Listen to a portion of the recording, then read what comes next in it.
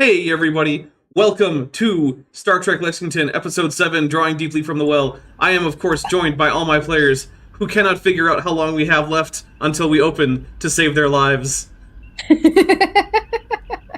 That's alright though. I'm gonna have we need a producer to give us a countdown.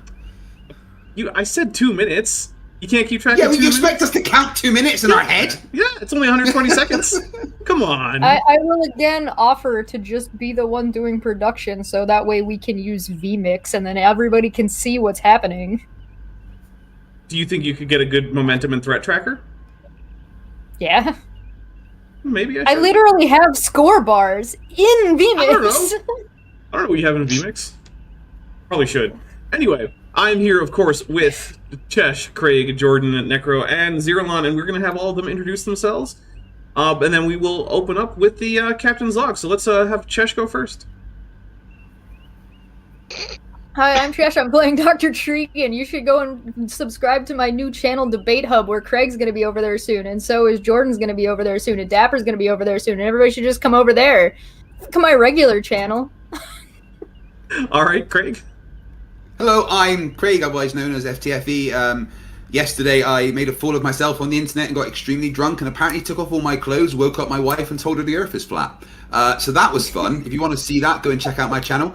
I play Commander Terrence Shelby, the Chief Engineer of USS Lexington. I'm a half human, half Tellarite with cybernetic enhancements because I don't like just choosing one thing. Yeah. Also, hey, if you are well versed in Scottish divorce law, Craig might, want to get in touch with you. Sorry, hey, does anyone else's wife collect apple seeds and grind them up, or is that just mine? I think it's just you. Yeah, that's just, yeah. No, it's actually pretty common where I'm from. Oh, is it? Okay. Yeah, All right, don't Jordan. worry about it. I'm Jordan. I run Reason to Doubt, with a channel on skepticism. Well, mostly on the Shroud of Turin, but Yep. every once in a while I'd manage to do something not that occasionally. And I play Captain Hawk, the commander of the USS Lexington. All right. And Necro? Yep. I'm Necro/Czar, and I play a bird security officer. All right. Zeralon? Hey guys, I'm Zerlon. I play Lieutenant Lanford, the Chief Science Officer. Hoping we can find some new stuff to wave a tricorder at today. Oh, I think that was pretty likely. I, of course, am Dapper. This is my off-topic channel where I post stuff like, well, this. My regular channel is Dapper Dinosaur, where I do mostly young Earth creationism debunking. Although most recently I actually did had a very nice chat with an old Earth creationist named Fuzz Rana. So that was actually a pleasant surprise. Although it was a little bit weird when he immediately backed down from the claim that he made on Twitter that was the whole reason we were having this discussion. He was like, well, I didn't mean that. I'm like, oh, okay. You meant this much more easily defendable and much weaker thing. Okay. But no, it was fun. And we are here, of course, for Drawing Deeply from the Well, which is an adventure that if you want to run for yourself, it can be found in the Strange New Worlds mission book for Star Trek Adventures First Edition, which is their second mission compendium. So if that interests you, go ahead. And if you're going to do that, though, don't let your players see this until after you run it. Anyway, let's start off with the Captain's Log from our captain, Captain Hawk. Captain's Log, Stardate 6025.8. Starfleet has ordered us to Star System J05+833 to investigate a series of incidents occurring around an alien artifact nicknamed the Big Dipper.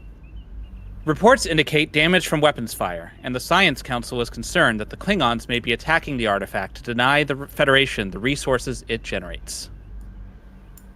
All right. So, you have been ordered to make sure that you come out of warp at least one astronomical unit away from the megastructure, the Big Dipper, or,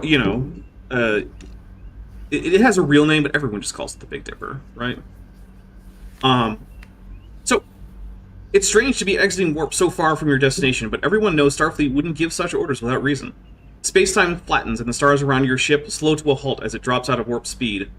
The view screen dims as the intense glow of an F-type star overwhelms the exterior sensors. You're flying along at full impulse, and the computer automatically brings the shields up as temperatures rise on the surface of the outer hull. As sensors adjust, What can be seen ahead is a unique sight that brings out a sense of wonder in everyone who has dedicated their lives to exploration and discovery. The massive gas giant known as Purgatory, over 6 times the mass of Jupiter and nearly 50% larger. On the night side, the constant strobing of lightning makes the planet's clouds sparkle, and on the day side, the streaks of black, brown, pale tan, and neon red mark out upwellings of different materials from deep below the cloud tops.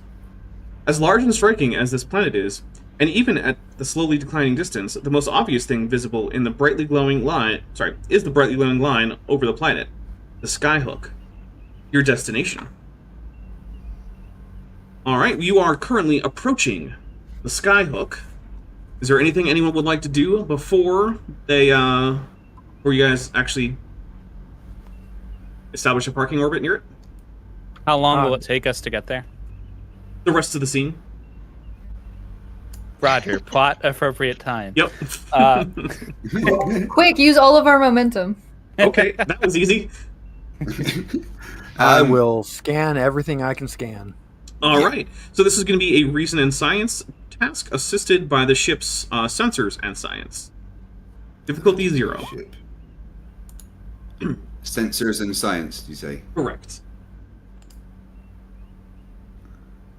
See what the ship. So that's 2 successes for Hank, and none for the ship. Oh, bad ship. Oh well. What are we supposed to? What's our directives? Oh right, sorry. Yep.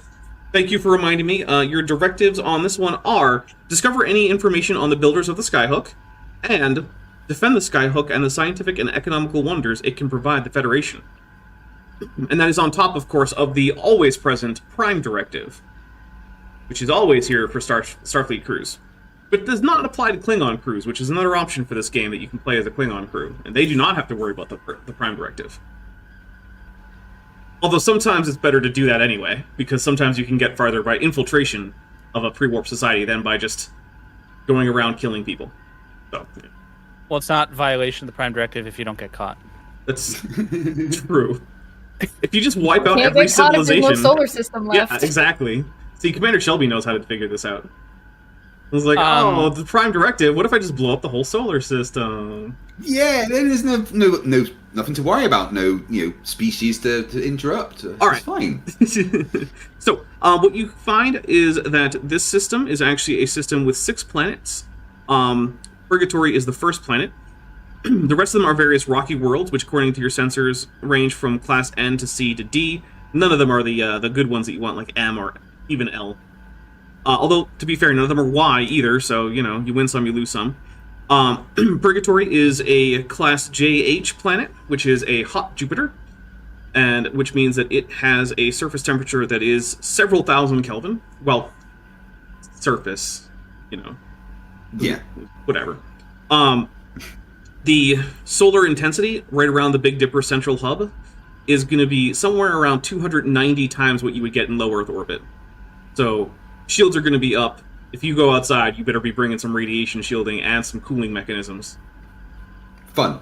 Yeah. Also around the system are 3 Ptolemy-class transports that are moving around the inner system. The USS Catalina, the USS Kavara, and the USS Infrared Dreams, and a single Hermes-class scout, the USS Bunker Hill.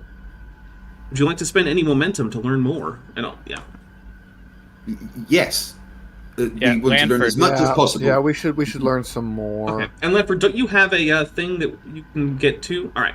Would you like to spend the momentum that you already have generated, or would you like to use one of your in-costume and on-camera momentums? Let's burn the costume one, because otherwise I will forget that I even have it. Got it. All right. So there's a couple things to read here. The material makeup of Purgatory is primarily hydrogen and helium, like most gas giants, but it also has valuable materials such as dilithium, tritanium, and chemosite, along with more common and important elements such as titanium, chromium, and cobalt. Traces of dilithium can be picked up across the inner system as small dust-sized particles, forming a diffuse ring around the star along the orbit of Purgatory. Well, that's handy. Let's get that. It's fuel. Well, we wouldn't get that. The Federation would get that and give it to us. We're here. We've got the deflector dish acts as like a scoop. We can just turn that on and get it. Would be fun. No, you're thinking of the Bussard collectors, and they are already collecting bits of dilithium as we speak. You're probably going to have to purge the filters later, just because of that. Okay. In our sensor sweeps, are we detecting any sign of the Klingons? No, there are no Klingons or even hints of Klingons. But then again, if they were cloaked, there wouldn't be. Fair point. So we're trying to obviously find out stuff about the thing that we're going towards on the planet, the claw thing. Have we found anything about that with the scans? So I can tell you some power things. signals or anything? I can tell you some things about it. So right now, it is emitting power signals, but they're not anything you wouldn't expect because the Starfleet Corps of Engineers is actually operating this as a Starfleet outpost. So what a skyhook is basically there's a central hub, and then there are two very long tethers that go then to two different hooks or scoops. In this case, they're scoops, and they dip down into the atmosphere while being counterbalanced by the one out in space, and they pick up material. And so Starfleet is actually using this essentially as a mining facility, which seems like that's what it was originally built as, but we don't know how long ago it was built, or by whom. But it was discovered by they just appropriated the technology. Mm-hmm. Yep. And now they're using it to gain important minerals like the dilithium, tritanium, chemosite, as well as other things. And that is why they're also concerned about the attacks. The Bunker Hill that's a Federation starship? Yes, it is a Hermes-class scout. I'd like to hail the Bunker Hill and get a report how long they've been in the system and what they've observed. Okay, give me 1 second. I'm just going to make sure I have the name of the captain. Fred. It's definitely not Fred. It could One be of Fred. the You best don't know. things about D&D, NPC names.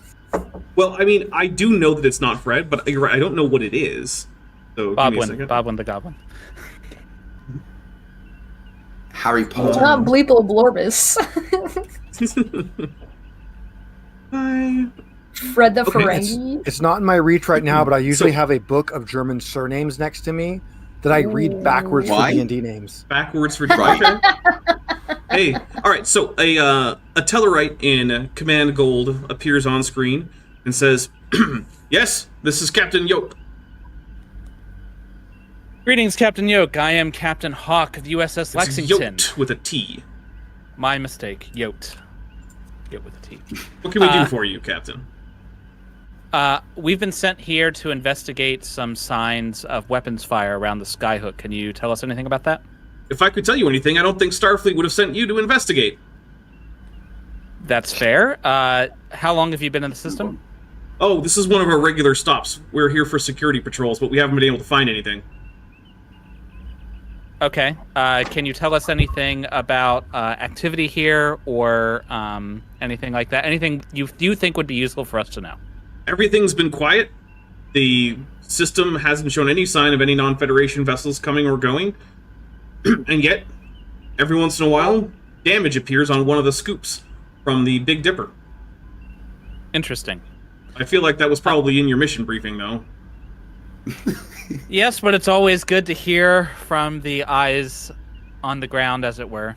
No, there is no Well, ground. It's a gas giant. It's an expression, Captain Yote. This must be one of those strange human things. Yes, it is. Right. So, Captain Yote, please, are you going to be in the system for how long? Are you asking me to drinks or something? I want to know what our resources are in the system. Yes, I'll be here Should we for at least encounter- another few standard days. Outstanding. We'll be in touch. And if something crazy happens, I'll stick around to deal with whatever it is that you dig up. I greatly appreciate it. Thank you, Captain Yote. You're welcome. Hawk out. Dapper, that was an amazing Tellarite, by the way. Thank you. Hawk is like, we run a multicultural ship.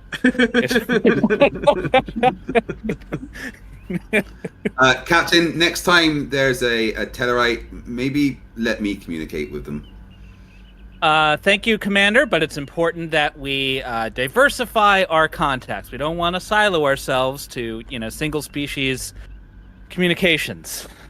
The Hermes is literally an entirely Tellarite-operated ship, by the way. Anyone you talk to from the Bunker Hill is gonna be a Tellarite. Lovely.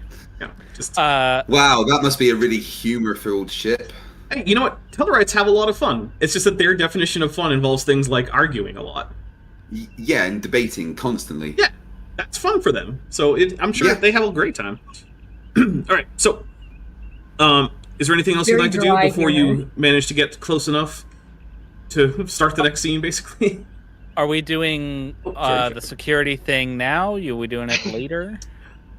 You're the captain. You've got time. You're approaching at sublight from 1 AU. All right, so I will have. So Captain Hawk would have shown up to the thing, fresh with his medal that he's hidden in his duffel bag, and he's like, "So, how was security day? Oh, we waited to do it until you were here. Great." Yes. Can't do it without the captain. Yeah, so we're gonna do that now before we get into problems. Yeah, All right. I'll play my recordings whenever. Captain, is this As the in, most appropriate time to do this, just as we're approaching a mission given to us by Starfleet? Security is always important, Commander. It's one of the most important values we have, isn't that right? Well, I do agree with that sentiment, sir. Maybe focusing on the mission at hand rather than team-building exercises would be a more appropriate... I am just acting as first officer in this case, as the commander isn't here, and I feel it is my job to tell you that is a stupid idea. He's half Telluride, remember. I appreciate your feedback, Commander. Just unrelated note, how did that sensitivity training go? I walked out. Okay. Well, we're going to be doing this team-building exercise, and it will be completed before we arrive at our objective, won't it, Lieutenant? Yes, sir. Brock, what do you got for us? Alright, so during that scene at the end, a recording plays over all the intercoms. Okay. I'm just gonna read it off. This is a reminder. All personnel must follow security protocol at all times. If you have a complaint about a member of security, or bring it up with your direct superior, or report to another member of security team. Remember, safety first, friends second. This is a recording. Captain, I have a complaint against a security member. Our security officer has hollow bones and is not very good at security. He did say to bring it up with my immediate superior, and that would be you. Thank you for engaging with the spirit of Security Awareness Day, Commander. I feel like I was forced to do so. You were. That's true. That is how the ship works. Sometimes you're just forced to do things.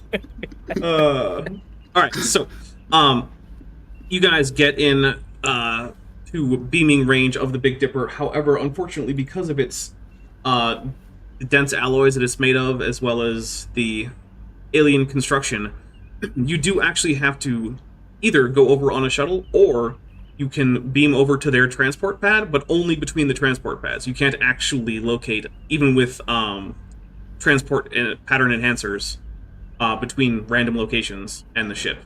So basically, would you like to transport to their transport pad, or would you like to take a shuttle? So to be clear, if we transport over, we cannot transport back unless we are on the pads. Correct. And how many people do the pads take at once? They can take about 6 people. Right, okay. Captain, I feel it would be safer to take a shuttle than to use the limited teleportation technology available.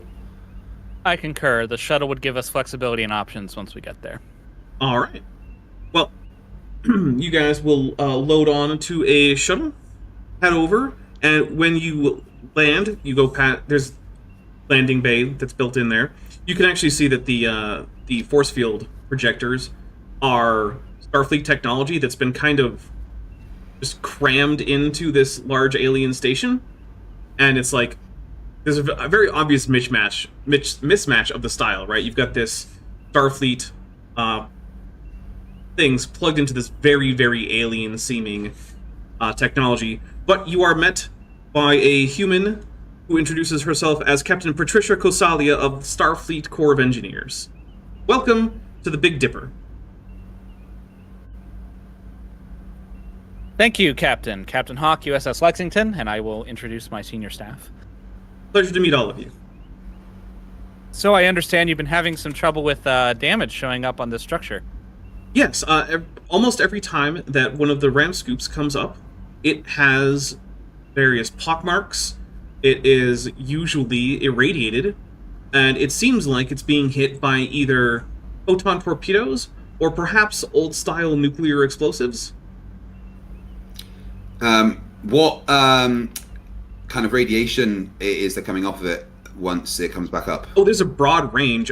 So a lot of it is alpha and beta particles, but there's also some rather hard electromagnetic radiation. That usually dissipates fairly quickly.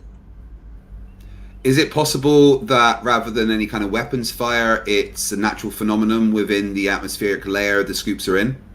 It is possible, but it wasn't happening at first. So it does seem like it is unusual that this has only started in the last couple months. And there is no reports of this previously at all? This is the first time that this has happened? Well, we've only been on operation for 8 months, but yeah, it only started a couple months.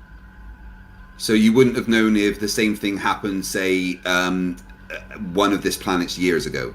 No, we actually weren't even operating this 1 year ago. The ship, right. So Okay. it was found a fair few years back by the USS Congo in a survey of the system, but Starfleet didn't actually decide to occupy the station until just this year. How Captain- severe is this damage, Captain? Every time it happens, it's usually not something that will prevent us from going back in, but if it keeps up this way, it's being damaged more quickly than we can repair.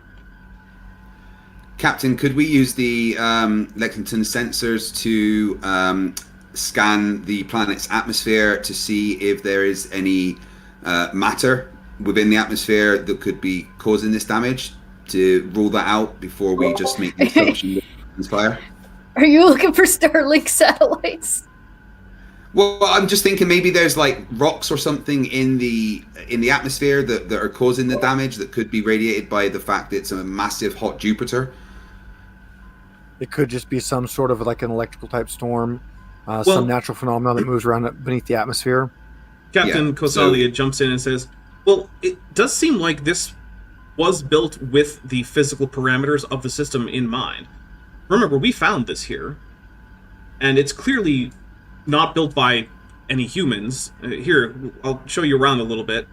And as you're walking through, you And realize, are you using it the way that you think would have been intended? from what we can tell from our translations, such as they are from the computer banks, yes, this was originally a mining station. And I you're think- using the scoops in the way that they would have been used before you found it. Yep, as far as we can tell. I think it's valuable to rule out natural phenomena, but it does seem unlikely that that we'd be getting such severe damage from something from the planet it was built to withstand. Well, if you'd like to see if maybe this whatever's happening now was the reason that the whole thing was abandoned, I can take you to the computer core. We have basically the programming language that was originally used. We've also had various anthropologists through at various times try to figure out if they can see who built the system. All we can figure out is that some of the root words in the language that we're translating are similar to some Klingon words, and whoever built this station was significantly taller than an average human, and also had some kind of manipulative organs that were finer than human fingers. Many of the buttons here are very, very small for a human to press. It's kind of hard to press one of them, actually. Kind of annoying. I have a special little finger thimble with a pointy bit on it that helps. That is the kind of excellent engineering that Starfleet needs. Yes. Well, With I am a all captain due in the respect, Starfleet Corps of Captain, Engineers. That's just a pointy stick. It's not really that impressive. Excuse me, I had to scan my own finger to make sure it fit perfectly. I have to unload an entire cache of data in my head, otherwise I get excruciating migraines every day. We all have our burdens to bear. You made a So, stick. Congratulations. We're all solving problems, Commander.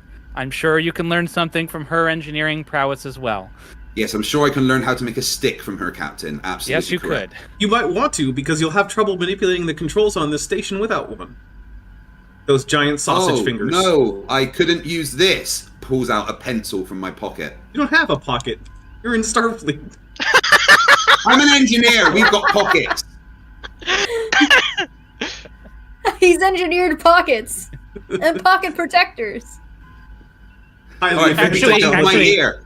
From behind my ear, I pull a pencil. Ooh. I will use this. Well, don't get any of that graphite inside my controls. Graphite. well for the Do I Russians. look like... Do you think this pencil has graphite? Oh, I'm sorry. What does it have? Space graphite? It's a lead pencil. Captain, is there an adult here we can talk to? Commander, I'd remind you that you're speaking to a superior officer. I understand, sir. I just wonder if there's a superior officer. Captain, could you I please think he take us to failed the his computer sensibility core? training. Absolutely, Captain. Follow me, please. So, Captain Kosalia leads you through various corridors, which, yeah, they're definitely too big for a human to have built them. When you get into the computer core, all the control places are at mid-chest height for you, which makes everything a little awkward, but there are little step ladders scattered around the room, specifically so that the human crew can climb up and operate the controls from a reasonable height. Yeah. That's just how I live in my own house. Well, yeah, I mean... Engineering's not my thing, but couldn't they have put in a false floor by now? Yes, you are absolutely right, Lieutenant. That is something that a good engineer would have done by now. This is actually considered to be a historic artifact, and we're not allowed to make substantial modifications to the architecture. It's good to know that there are additional restraints to your engineering tasks, Captain. Thank you for the enlightenment. Yes, which also means you're not allowed to make significant changes to the architecture. Mm-hmm. So no false floors, no demolishing walls, no painting the walls, no wallpaper, No destroying the star. no destroying the star. Wait, what? Aww. Was that an option? It's always an option, Captain. Not right now. It's not. Do not destroy this star, please. Okay, fine. I won't destroy this solar system today. Good. Starfleet would very much frown on you losing this resource, Air Commander Shelby. That would in That's why I fact fail won't one of blow our it up. directives. That's why I will not destroy the star Okay. today. My Keep "I will not saying destroy a today. star" T-shirt is raising a lot of questions answered by the T-shirt. All right. So, what is your plan now that you are in the computer core? I'm gonna see what I can find out about the operation of it and how it was created. All right. I'm So this curious. Is a new scene. But yeah, go ahead. Sorry. When Starfleet found this, was it operating with the scoops going into the atmosphere, or is that something we started? No. So when we found it, the ramp scoops had been retracted on the tethers. There's actually a large spooling mechanism at either end of the hub, and so the tethers had been spooled up, and the ramp scoops were shut down. We actually had to come in. We had to clean out the ram scoops. There were fusion impulse racks that had become clogged with recrystallized dilithium. It took us quite a while to Captain, get this operating. sorry to interrupt you there, but have you considered user error? We have, but we are currently operating with the operation program that was designed by the people who built this thing. So So you think that's kind of what user error is? well, if you would like to take a look at the programming code, you're welcome to, Commander I Shelby. fully intend to. That's why the chief engineer was brought along. Please direct me to the console that I can access this code. All of these consoles in here have been set up so that they have full system access. So just pull up a step ladder, and there you go. So I walk up a step ladder, turn around, look at the captain, pull the pencil out from behind my ear, and start pressing the buttons. I'm trying. Yeah, go on.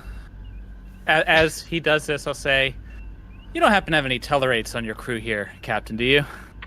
No, although the USS Bunker Hill is staffed by Tellarites. Would you like me to get Captain Yote on communications? No, just curious. Oh, okay.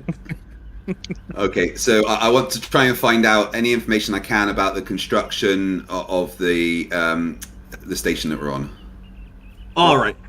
So this is going to be an. How are your language capabilities? Oh yeah, there's that. This is going to be insight or reason and science, which means you might want to pass it off to someone else. Okay, I've got 12 reason and 4 science. Anyone got better? That's really good, actually. I have 12 reason, 5 science, and a focus on computers. Can you do that one, please? Yes, Lanford Lieutenant. hits with a royal flush. Wow. And hey, Shelby, you can feel free to assist if you want. There's plenty of console.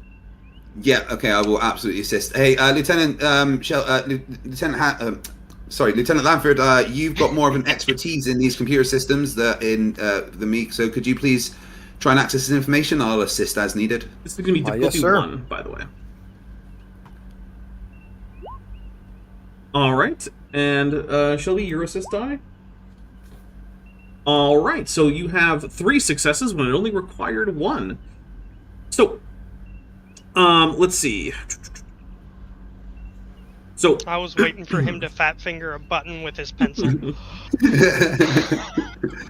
What you guys haven't noticed, because I've kept it silent, is that my pencil snapped and has got caught underneath one of the buttons, and I am trying to get it out without anyone noticing. So, what you determine from this is that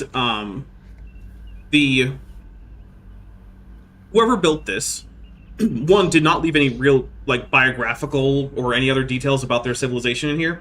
It's all just how to keep the thing operating. There also seems to have been some kind of gap in its whatever it's using for a chronometer, because it just kind of assumes that when Starfleet showed up and started it back up, that was just the next thing that happened. There's just been continuous operation with one short little shutdown in the middle. It doesn't know. So we're not able to find out how long ago it was created. Right. But it is also the case that there is within it a program that is for operation of the ram scoops, and the logs indicate that whenever the Starfleet Corps of Engineers have been using the ram scoops, it's just been running that program as normal. Right. You don't see any signs of data corruption, but then again, you're not completely positive that you would be able to detect them, because this is a brand new computer language, and other than the fact that, yeah, there does seem to be some vague similarity to some archaic Klingon terms, can't really determine anything else. Captain, we're able to get some information here. Looks like whoever built this was far more interested in recording how it worked than who they were. And it seems like there's a break in the chronological records here. It's possible that it just doesn't track when it's not on, but it does seem a little odd that something of this magnitude would be built that didn't keep continuous record. All right, so it sounds like we can, at least for the moment, table natural causes. They forgot to install a battery backup. Got it. Yeah. Is there... Did we find any kind of information on any shielding that might be required that isn't being used or anything? Any shielding, you said? Yeah. So... Maybe... Sorry, go on. So... No, there are no shields that are built in as far as energy deflector shields. There is a structural integrity field that runs the length of the cables that to the ram scoops, as well as around the hub. There is also a very complex system of heat dissipation that the hub has, so that it doesn't cook, because the outside skin of this thing is about 3,000 Kelvin, which a little hot. Okay. Bathing suit weather. Could we hypothetically take a shuttle into the atmosphere if that were necessary? So Starfleet shuttles are not normally rated for atmospheric flight on gas giants. You would have to modify it. Okay. You can take a shuttle into any atmosphere you want. It's just whether you can get back out. That's technically true, yeah. You can always fly in. Just All like right, everything is edible at least once. Maybe Following the style. can Commander Shelby and Lieutenant Lanford perhaps see if there's a way to strengthen the shielding or make their repairs more effective so we can at least stop the bleeding, as it were? Like, just to try to figure out a better way to repair it? Well, But I'm thinking, like, right now it's getting damaged faster than it can be repaired. Does that have to be the case? Like, Oh, could I be don't know repaired how fa- long. Okay. Yeah. Well, that Talking about like potentially installing a additional shielding, like updated shielding that wouldn't necessarily I- fault the integrity or make any major structural changes to the thing we're not allowed to make any changes about. I think getting to the root of the problem rather than trying to modify an alien technology we don't fully understand would be a better use of our time. well, Captain Kosalia pops in and says, well, one of the scoops has just come up from the atmosphere, and it did suffer damage, so it's fresh damage. You could examine it once it's done with its rather hazardous initial cycle of ejecting excess debris that we don't want. Which, It's What not- the hell is this thing please, supposed to be doing? It's scooping atmosphere? yeah, Lieutenant Lanford, please use your wondrous skills with your tricorders to For figure out mining. what that is. Dr. Tregan, Mining what? Kosalia, Captain Kosalia Ice comes cream? up and says, Dr. Tregan, you may not have noticed, but you're getting significant amounts of tritanium and dilithium, as well as trace other valuable but not as important minerals. This is a gigantic dilithium mine, and basically everywhere except the equatorial band and the polar regions has just giant bands of concentrated dilithium gas that we're So crystallizing. this is literally just a giant Tonka truck in space. I don't know what that means, but maybe. Okay. How does Dr. Tree- Here's my suggestion. I have a specialty focus in history. Captain, here's my suggestion. First off, Lieutenant Lanford should try and find out what he can from the scoop that is returned. Then, when the next scoop goes down, I suggest we surreptitiously follow it in a shuttle and see what is causing the damage. I agree with the examination. Why don't you figure out what kind of modifications would be needed and see if that's feasible for the shuttle? Yes, sir. All right, I so wanna- if Captain Kosai says, Can I? so you want to examine the ram scoop? Yes. Okay. So you might want to take a shuttle there. You definitely can't scan it from here. It's a 15,000 kilometer long cable, so it's currently 15,000 kilometers from us. All right. So. Shelby, Didn't Lanford. say it's just come back though. Right, but so the cables stay extended the whole way. They spin, Right.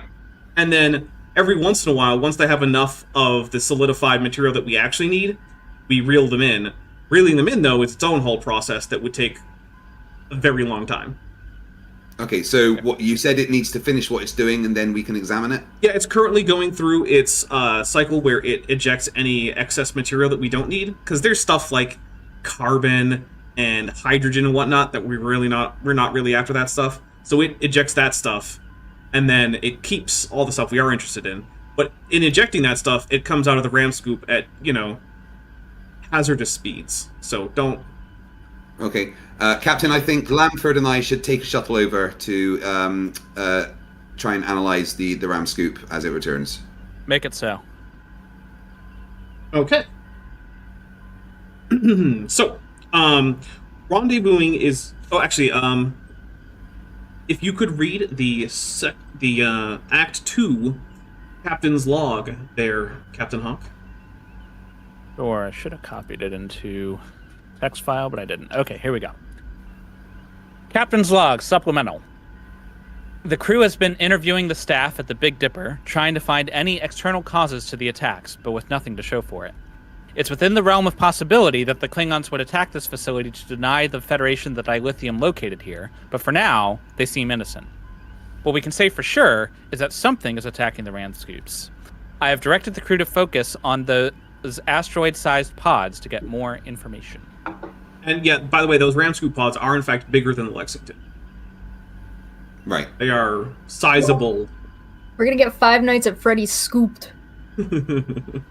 Yeah, it actually turns out this place was built by the animatronic ghosts from, Freddy Five Fazbear's. Nights at Freddy's. Yeah. Yeah, see it it's coming. actually baby, and Yeah. the planet is now their like. You guys didn't know that Star Trek and Five Nights at Freddy take place in the same universe, did you? Yeah, absolutely, I did. It's clear. It's very obvious from all the ghosts inhabiting. I mean, where do you think animatronics. Data's initial kind of development came from? Those animatronics. Yeah? The lore. Look, there were But, so many crossovers in the 90s. If you just go through like the chain of crossovers, you can link like almost any two Yeah, franchises. but with the comics, you can't do that if you're just sticking to Alpha canon. No. Green Lantern Star Trek crossover was a good one. I enjoyed that. Yeah, I mean, there's been X-Men crossovers, Green Lantern, Doctor Who. It's everything. All right, so, who is flying the shuttle? I'll be flying whilst Lieutenant Lanford is doing his science wizardry. Well, what's Okay. your con and daring like? Daring is 7, con is 2. I have a focus in home operations, daring of 11, con of 3, but we do have a ensign who is like our helm guy. Maybe he should do the Ensign flying. Talk. True. Yeah. Well, so if someone would like to go along with the shuttle, they can either activate Ensign Talk and activate a brand new supporting character, or you can just go over as your main character. So right now, at the very least, Commander Shelby and Lieutenant Lanford are going over as main characters. Who would like to accompany them? I think I'll accompany as Ensign Talk. Okay, so that means that we are currently going to be activating a previously activated supporting character, which means that we do have a few things. So Willem Talk is in fact the Vulcan helmsman of the USS Lexington. And I'm double checking to make sure I know which upgrades he's already had. Looks like none, actually. So, you can add a focus, you could add a value, you could add an attribute, or a discipline. Is there a limit to how high those can go, the numbers? You cannot bring them above 12 for attributes, or 5 for discipline. Alright, then I'm gonna drop another 1 into daring to 11. Okay. And let me just, edit his bio to indicate that he's had 1 attribute increase, because you can only do that 3 times for that. Ooh. Only 2 hours until Jake Paul gets knocked out by an old man. Wait, it's supposed to be another 2 hours? Yeah, it starts at 4. The pre-fights are going on now, Oh, and then God. they come out to the ring at 4:45, and the fight's due to start at 4. Well, I hope that in Minecraft he requires some kind of coma treatment. But only in Minecraft. Right, in Minecraft. I'm sure that there's a mod for comas in Minecraft. You just download it, and then Mike Tyson can come in Minecraft in Logan Paul's server and get him into a coma in Minecraft. In Minecraft. Yeah. Right. And then maybe the zombies come in. I don't know. Alright, so, is anyone else going on the shuttle? Don't all I mean, speak this at is once. just to analyze the shuttle, the scoop as it's come back. So I don't think everyone's required. And you said that other people are doing interviews and stuff on the station. Yep, that's fine. Alright, so, Yeah, I'm good with that. this is... In order to get there, you need to take a control and con task with a difficulty of 1. You should have a Class F shuttle listed as another character sheet that you have access to. Yeah, let me bring that up. Class And F shuttle. I assume my home operations focus applies. Yes, and you can be assisted by the shuttle's engines and con. Engines and con. Okay. Oh, hey, that's a success. But unfortunately, Talk rolls 0 successes. So, Well, he's just an ensign, so. well, yeah, that is true. So I say, Ensign, are you trained to pilot? I am trained to pilot, Commander. I have not flown in these conditions before. I am adapting. Adapt quickly. Well, I will adapt as quickly as I can, Commander. as you're flying to get into a relatively stationary position by the ram scoops, an extra bit of debris shoots out of a chute towards the ship, impacting the shuttle, which drops its shields immediately. Wait, sorry, what loses its shields? Yeah, the shields are down. Holy crap. Shields are down, Commander. Ensign, I told you to learn quickly. I am learning as quickly as it is possible to learn, Commander. Are we able to, Lieutenant Lanford, are we able to get the shields back up? Engineering is usually more of your speed, Yeah. but we can definitely put our tools together here and see if we can get those going back. I don't know, Chief Engineer, are we? Well, we're working together here, and so I got the computer side, you got the mechanic side. Let's see if we can get these things back up. right. So can I try and repair the shields so he can press a button and turn them back on? Yeah, that'll be a difficulty 2 control and engineering check. Control engineering. I'm going to use my focus of electroplasma power systems. Okay. We might want to burn a momentum. I think we have a couple. You have 1. I pressed it before I did that. Sorry. Okay. Well, it's fine. You did it. Plus, you could have been. Done a thing. You actually are still assisted by the ship's engines and security. Engines and security. Well, it didn't help, but it didn't hurt either. Plus, it did. So did I get It the did shields not. back up? Yep. So the shields are back up to the point where they are you're no longer in danger of being cooked. But any projectiles like that come back at the ship will strike the hull. It's not going to protect you against that. Lieutenant Lanford, I have fixed the shield generators. Please press the button and make them come on. I will definitely press the button. All right, you press the button, and you see a little shimmer around the shuttle as at least minimal shielding is back up, and you can see that the external temperature on the shuttle is once again starting to decline from its rather swift ride. All right.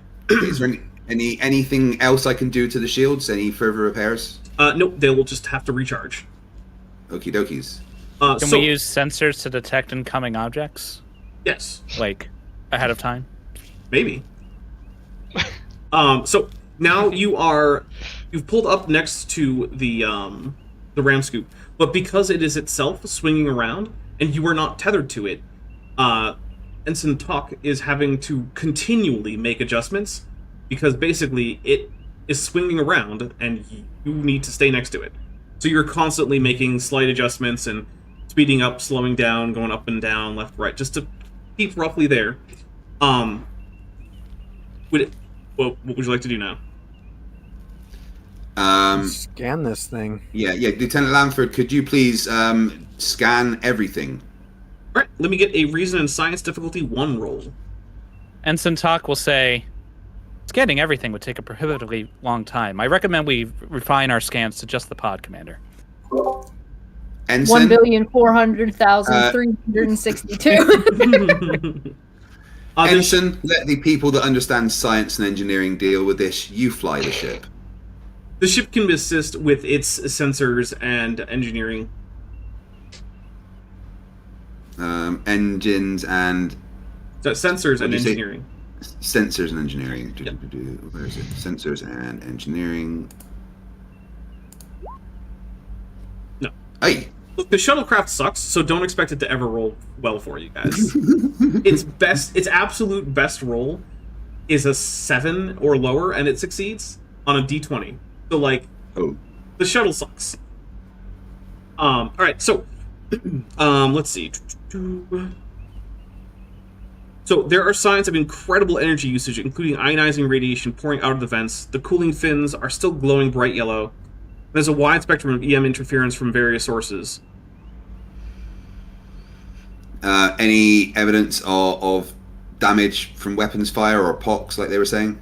Yes, in fact, the entire thing has little divots. It's covered in soot.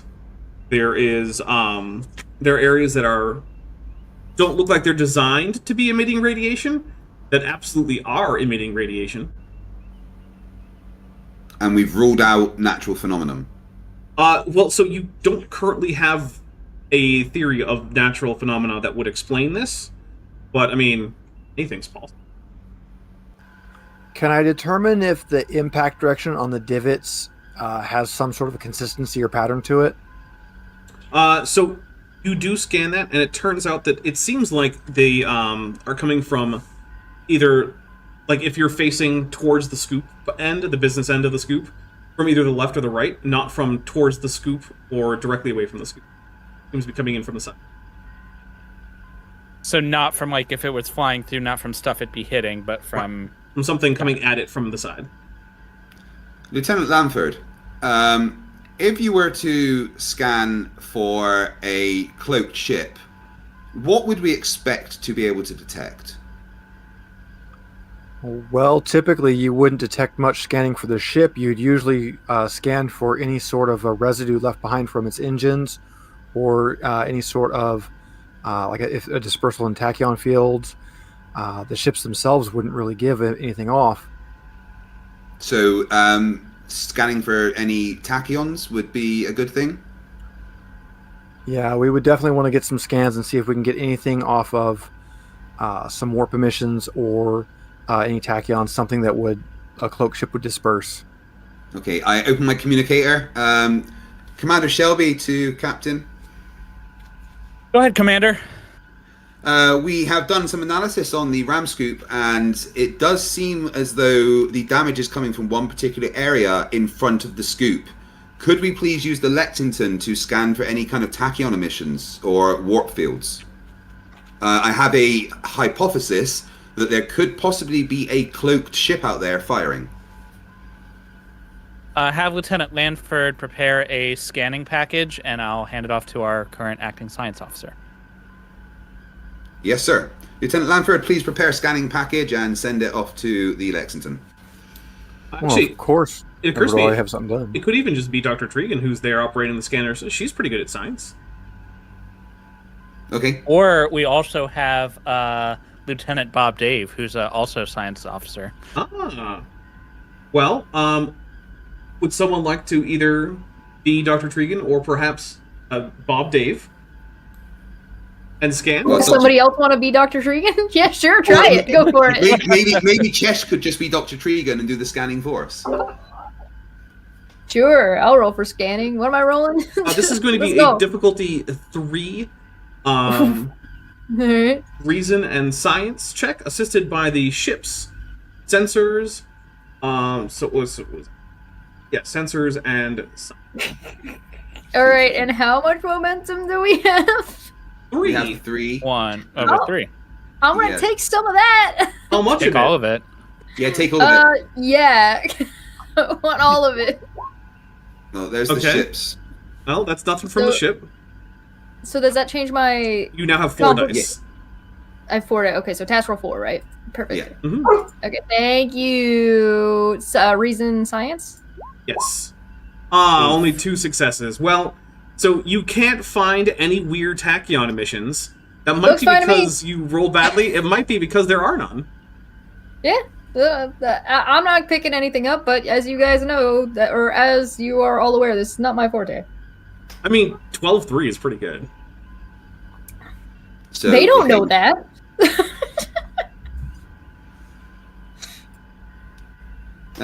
Right, so we're not detecting anything that might suggest a cloaked ship. Not from the package, no. Cloak ships are known for being difficult to detect. It That's is just- also possible that whatever we're looking for isn't necessarily cloaked, it's actually just hidden in the fog of the planet. I mean, it's No. true. Can we scan for anything else? Any other, like, any power signatures or anything? There has to be At the something out risk there of that's doing sounding condescending, So, oh, sorry. there's a big fog cloud down there. Oh, we this. can't We have see the most shit. sophisticated sensors in the fleet, though. Yeah, but if you're physically blocked, then they're physically blocked. It's like trying to Okay, scribe through a thin sheet of lead. Just can't do it, no matter how powerful your scrying spell is, damn it. But Blocked by a thin sheet of lead. What if we destroyed the star? What if we just put a that was gonna be my camera next on the suggestion. scooper and see if we see anything? I was actually thinking about that. Like, can we put a GoPro on the tip of the scoop? Just launch it into the atmosphere? Are we able to launch a probe into the atmosphere to see if there's anything there? You can absolutely launch a probe. Oh, okay, well, can we launch a probe into the atmosphere around where the scoop operates and get the probe to do any scanning whilst it's down there, please? Well, we're about to have a scoop go into the thing where presumably it's going to get damaged, right? So if we time our probe for that and have it be our sensor beacon for that period. Sounds good. Okay. So, you guys launch a probe, and unfortunately, shortly after it hits the top layer of clouds, the signal cuts out, and you get a hail from Captain Kosalia, who says, Captain, are you trying to launch a probe? Maybe. You're not in trouble, Captain? Who's asking? Captain, not here! I'm just letting you know that we've had really, really poor luck with launching probes into the atmosphere. It's highly corrosive and extremely hot down there. So I guess the miners will pick it up later. you probably have to do some serious modifications to a probe if you wanted to have it actually survive. Thank you, Captain. I'll have my excellent engineer use his pencil skills and get right on it. Okay. Okay. Also, Get him to speaking sketch up a of new a design. pencil, we found bits of what looked like pencil in one of the consoles. Do you know anything about that? Sorry, there's a bad signal. You're cutting out, and I press a button to end the communication. Well, okay, that still leaves the line open for Captain Hawk.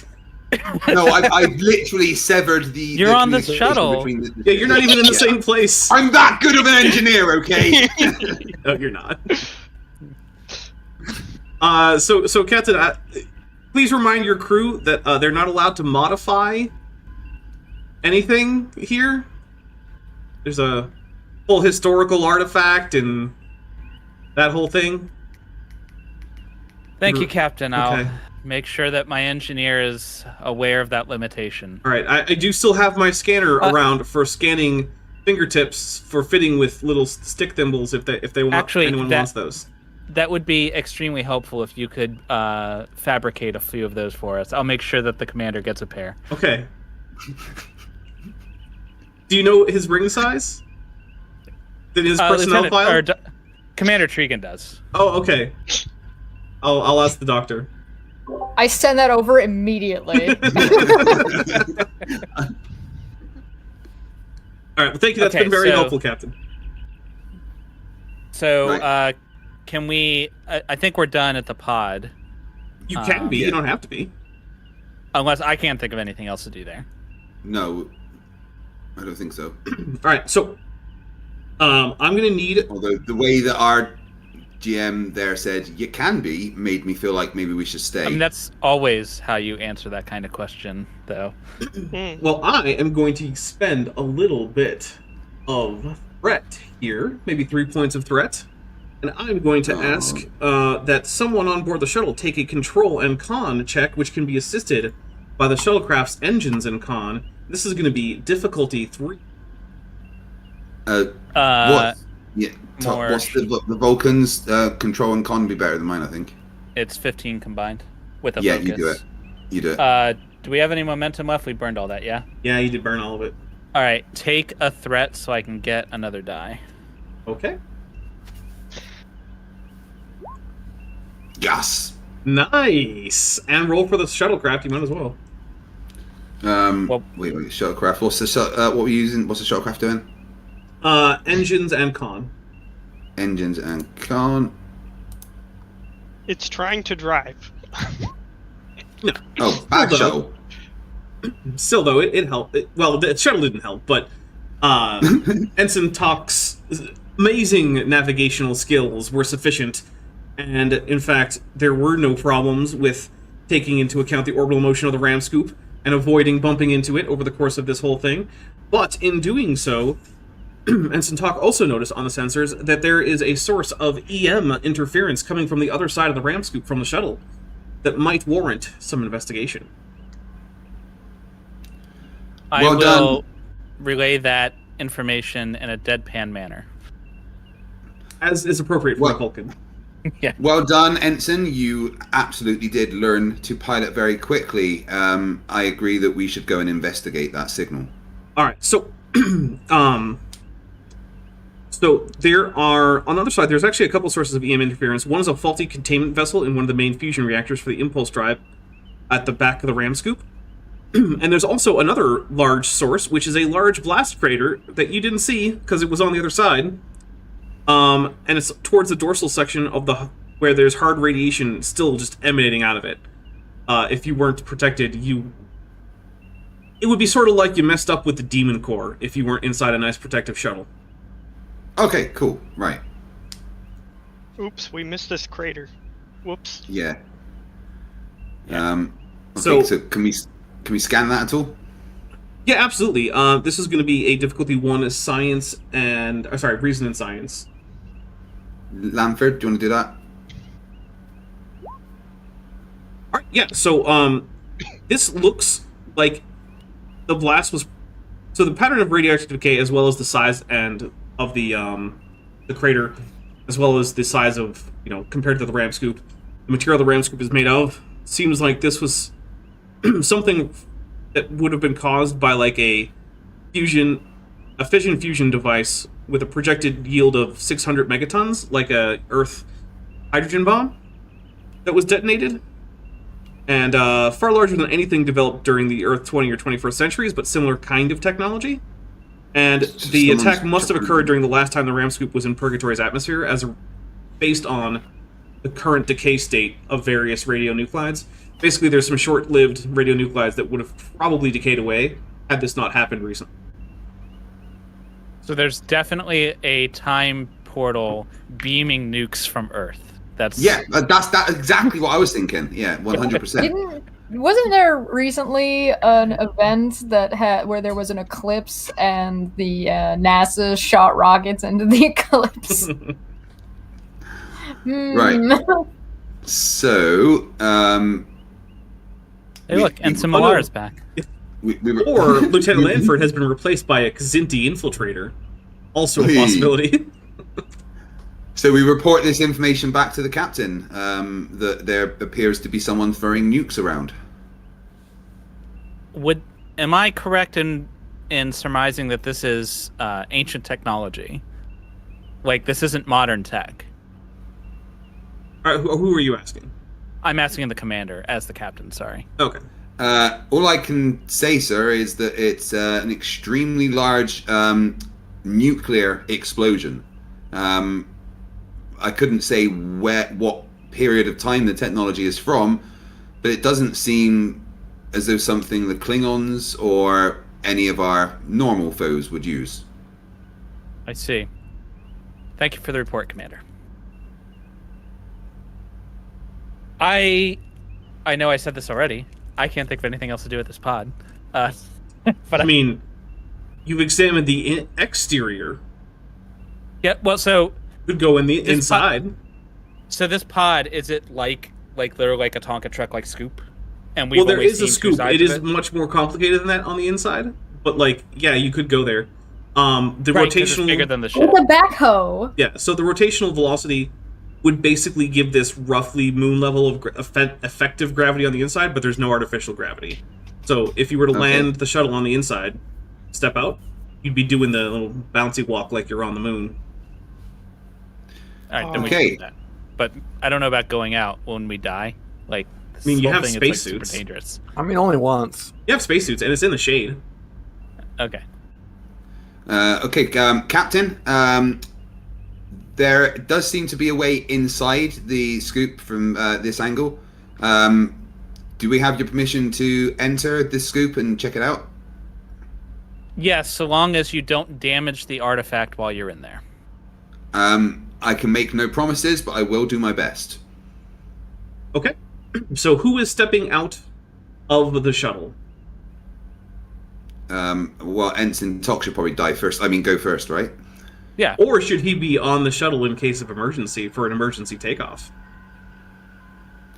Well, then that leaves me or the lieutenant. And the lieutenant is the science guy, so, you know, it seems like a science thing. I'm going to shove you out of the way to get in here with the tricorder. Okay. That's fair. All right, so you suit up into one of those amazing original series, brightly colored spacesuits with the weird little, like, sparkly fabric on the outside for some reason. It's just a thing. Don't worry about it. So you get out there, and when you look around, you can see that the entire interior, unlike the exterior, looks like it's made of polished brass or bronze. It's got this rich kind of orangey color to the metal, and it seems relatively undamaged, except that there are a few gouges in the interior that look like the metal was actually melted and then quickly cooled. Would you take an insight and security check with a difficulty of 2? Oh my, insight and security. Guys, Lambert's going to die. Well, I mean, you could... Oh, no, you're fine. I could roll really well. Yeah. All right, so It happens. one thing that you recognize with your limited tactical and security type knowledge is that this damage is not typical of a disruptor or a phaser, but instead looks like a high-powered laser beam. Laser Very beam. strange. Yes. I'm going to radio that back in and get some scans. Okay. Let's see. No, wait. So we're no one's used lasers since like pre, NCC class ships. Yeah, it's been at least about a century and a half since humans were using lasers offensively. But that's just humans. And Old yet, tech to us doesn't mean it's old for anybody else. Yeah. well, one thing that does say is, what does that mean for the hypothesis that it's the Klingons? Well, it's not the Klingons at this point. No, because it would be disruptors if it was the Klingons, and there was clearly no cloaked ship that we could detect anyway, at least any evidence of it. And unless the Klingons are using a technology as old as this, facility itself to attack it, yeah. The Klingons doing a clever ruse? That seems more like a Romulan plot to me. It does, really, doesn't it? I'm Well, beginning remember, to we're think looking for maybe guys with tiny fingers. I pull up all 3 of my arms. Yes. 1, I'm beginning to 2. think it might be some kind of like inbuilt security system or something. Well, you could always... Oh, so, sorry, we're going to go back quick to Lanford. So, Lanford, was there anything else you wanted to do? No, as long as I've scanned everything, that's all I'm here for. Okay. So, yeah, you can climb back in. So, what we're going to do is we're going to switch scenes right now, because now you pretty much learned everything you can from the Ram Scoop. The question now is, what are you going to do to investigate?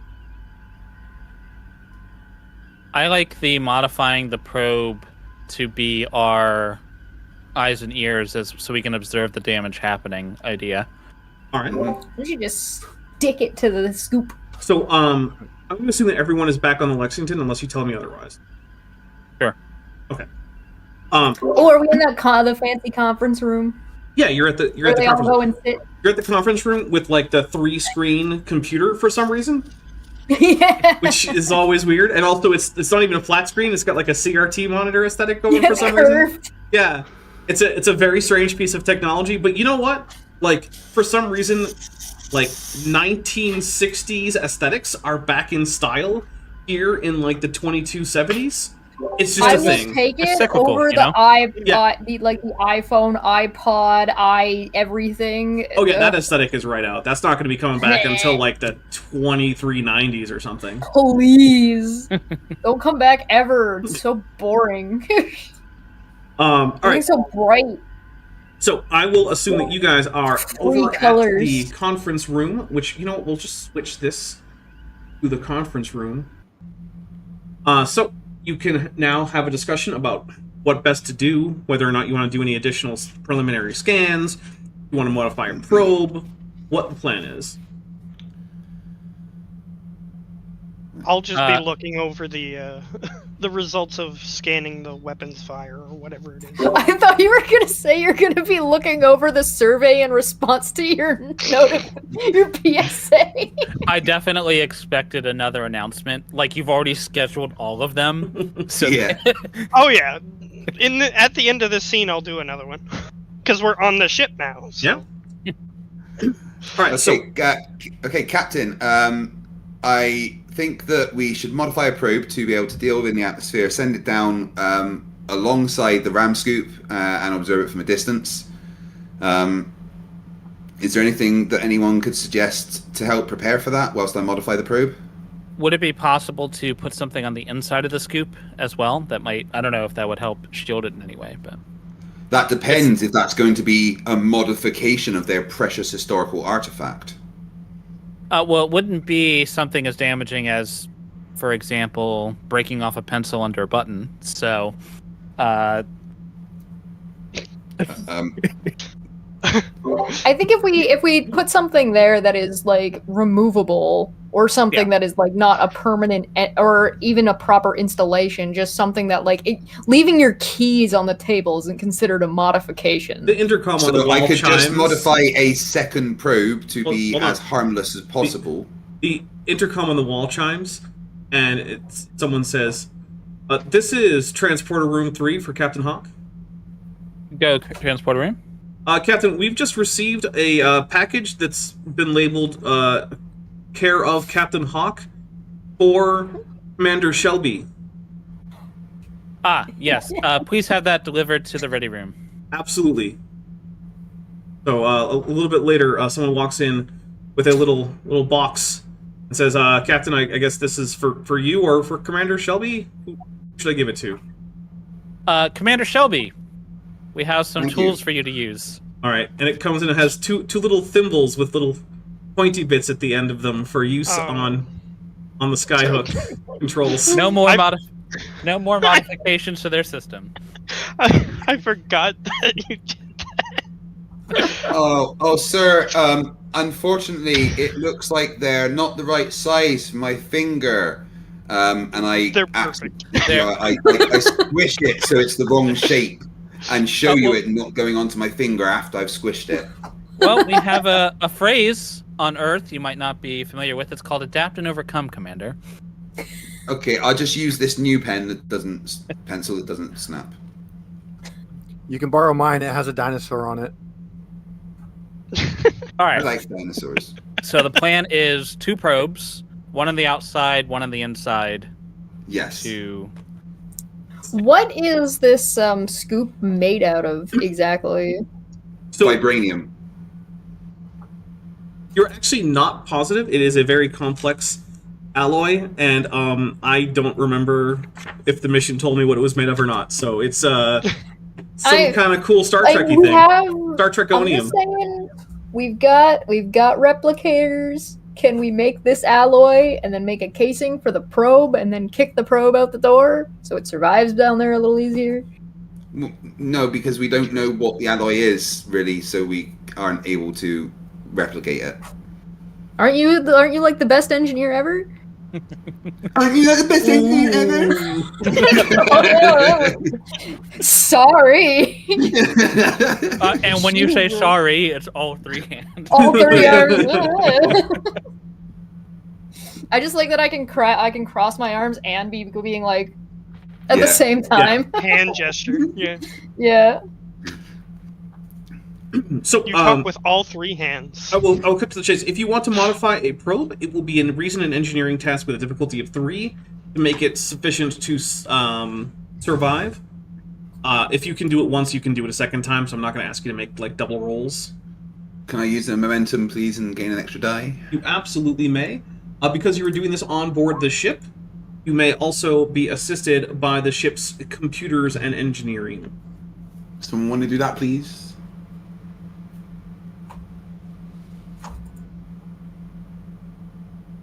Shit. That's 3 successes from Commander Shelby, which means this is just extra if the ship makes it. Oh, there's the window. It was computers and engineering, you said? Mm-hmm. You can do it, ship. All right, so that's point of Oh, it did momentum. something. Hey! Good Lexington, yes. Well, the Lexington is much better at making rolls than the Class F shuttle is. So, there's a reason it's type F. It's for fail, because it fails all of its... all right, so you are now very confident that you have improved the onboard power capacity, and you've improved its shielding and its durability, and that this will at least give you 10 full seconds past the initial layer of clouds. 10 seconds. 10 full We got it. seconds. That's 10 more than we had. That's true. Is it possible to launch one of the probes from inside of the scoop instead of wasting time of it going down through the atmosphere? So, not really, because the scoop is going to be having way too much headwind, but you could place it in the scoop to see what happens. But a lot of what's going to happen is it getting caught in the scoop and sucked into the various filters and bits Right, we're of just the going to have to scoop. deal with the 10 seconds then. All right. So, we're not going to go through checks to launch the probe. You launch the probe, it's fine. So here is. Hooray. So let's see.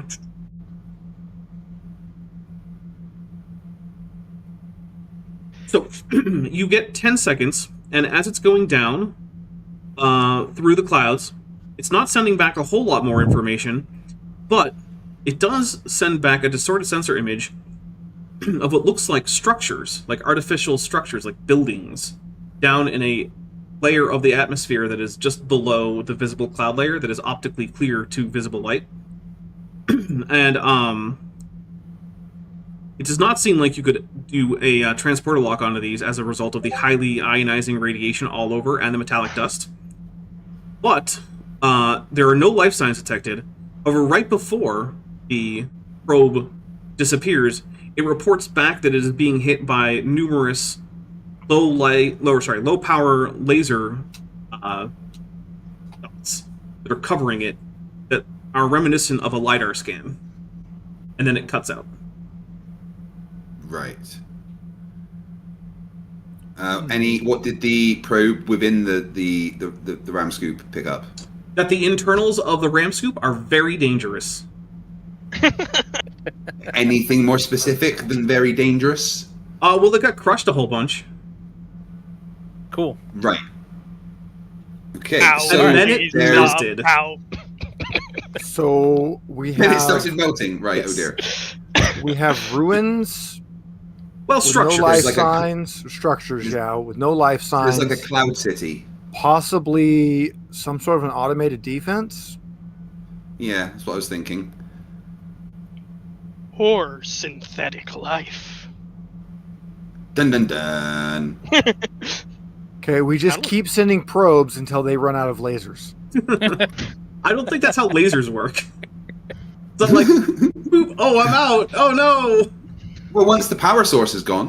What if the power source is just the internal radiation of the planet? Well, It's going to take a really long actual time. emitters have a finite amount of, lifetime that they can do what they do. So, they would run out eventually. Eventually. Well- But do you think you could do that before you run out of the ability to keep using the Big Dipper? I don't know. So, probably Or not. before we run out of life. Yeah, well, To there's live? that too. They're, Yeah. they're lasers. Dr. They send Tregan down won't run out of life. retroreflectors. She's going to be alive for at least another few hundred years. Well, unless Okay, there's some so- kind of misfortune. So we need to figure out a way to get down to this cloud city that is attacking the ram scoop for some reason. Well, a shuttlecraft could be modified. We can put Captain? reflectors all over it so that every time it hits it with the laser, it bounces it right back where it came from. Captain, there appears to be some kind of structure, some kind of cloud city down there. Lieutenant Lamford has suggested that there is some kind of automated security. My suggestion would be to modify a Class F shuttle to cope with the radiation to go down there, and the security officer should accompany us and scout out the place. I think that's a good suggestion. In your modifications, though, we need to be cognizant that we'll be flying into a hostile area, so the shuttle may come under attack as well. I'll take that into account, sir. Oh, and you should liaison with the staff on the scoop. They have experience with the planet's atmospheres. Their insight would be very helpful for your modifications. Yeah, But they they're not might very be smart, digging up sir. these buildings.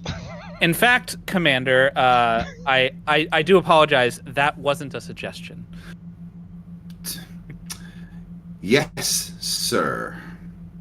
Captain, we might need to send him back to training again. Maybe there's Doing- like a Tellarite focus group.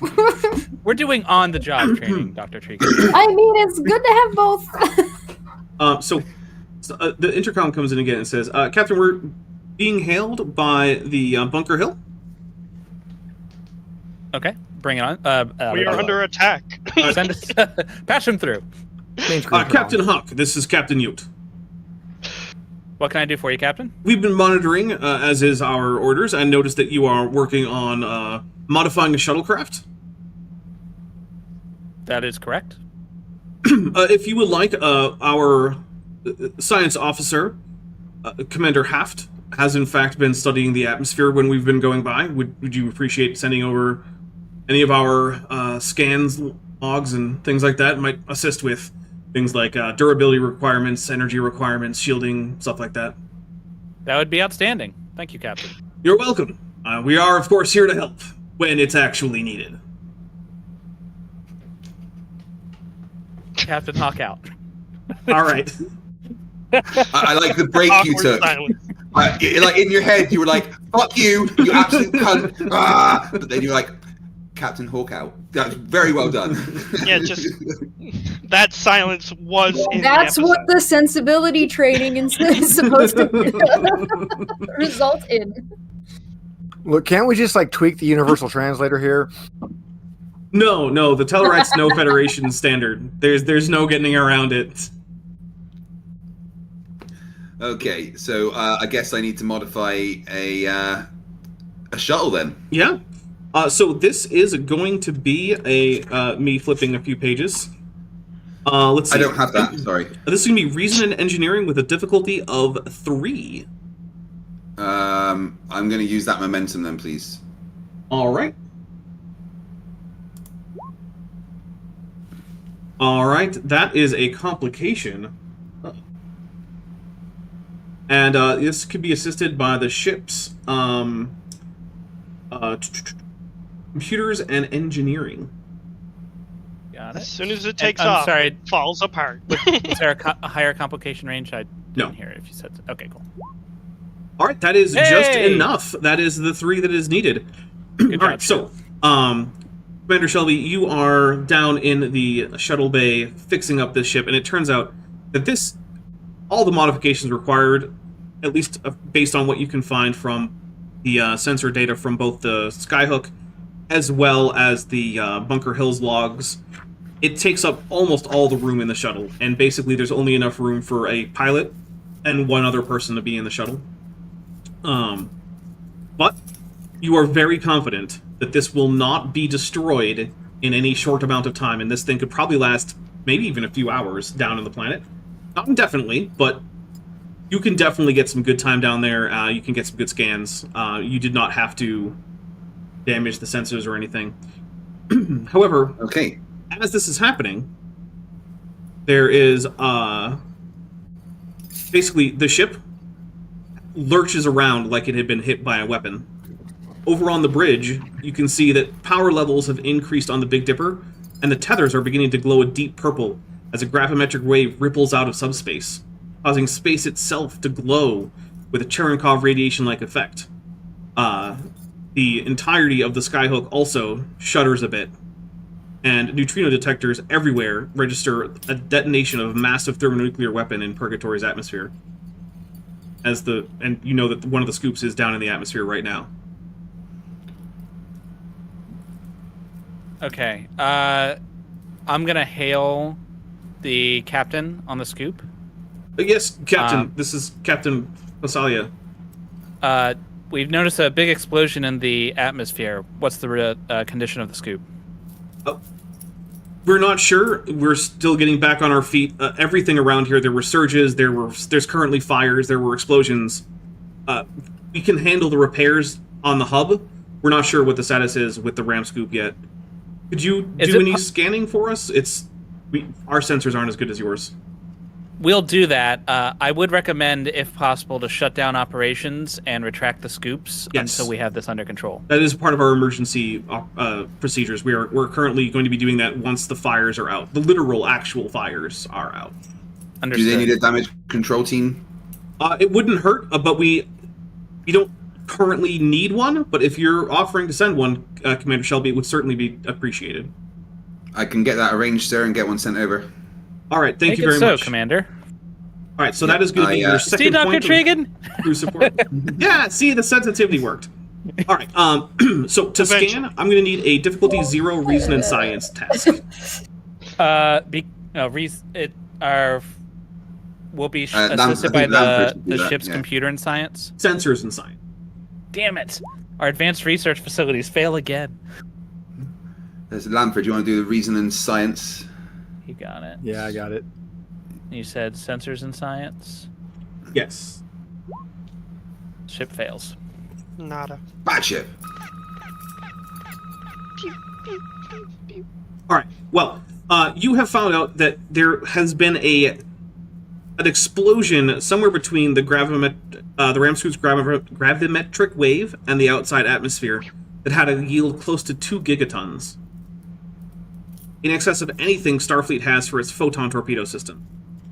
Even with that Wow. kind of power, the detonation has made no visible mark on the planet's upper atmosphere. If there was any lingering doubt, we don't have any anymore. Something is attacking the Big Dipper down in Purgatory. But with that, we are going to cut the scene and the act, and I'm going to go take a quick break to go some more ice-filled beverage because it's kind of hot. Because this is Arizona, and I don't care if it's November. It's Arizona. It's kind of hot. We will be back in just a few minutes, everybody. If anyone else needs to take a break to go do any kind of biological stuff, grab new drinks, grab a snack, feel free to do that right now. And see you on the other side. All right.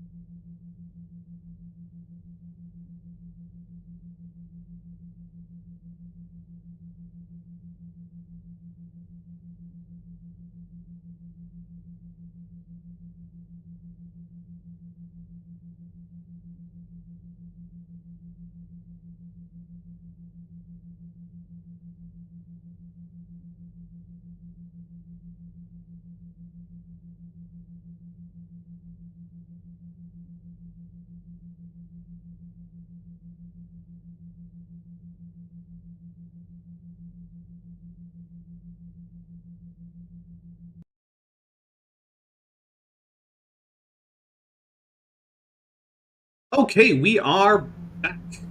All right. So, first of all, who's getting in the shuttle?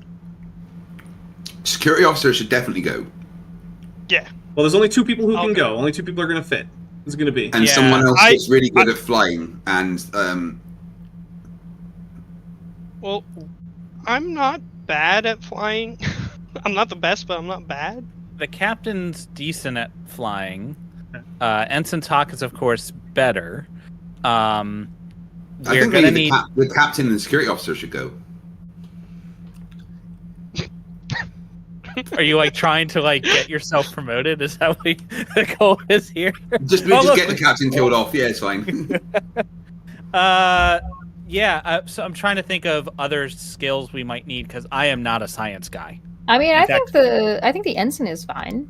May as well. We've already got him out. Brush the dust off of him from the closet. Yeah.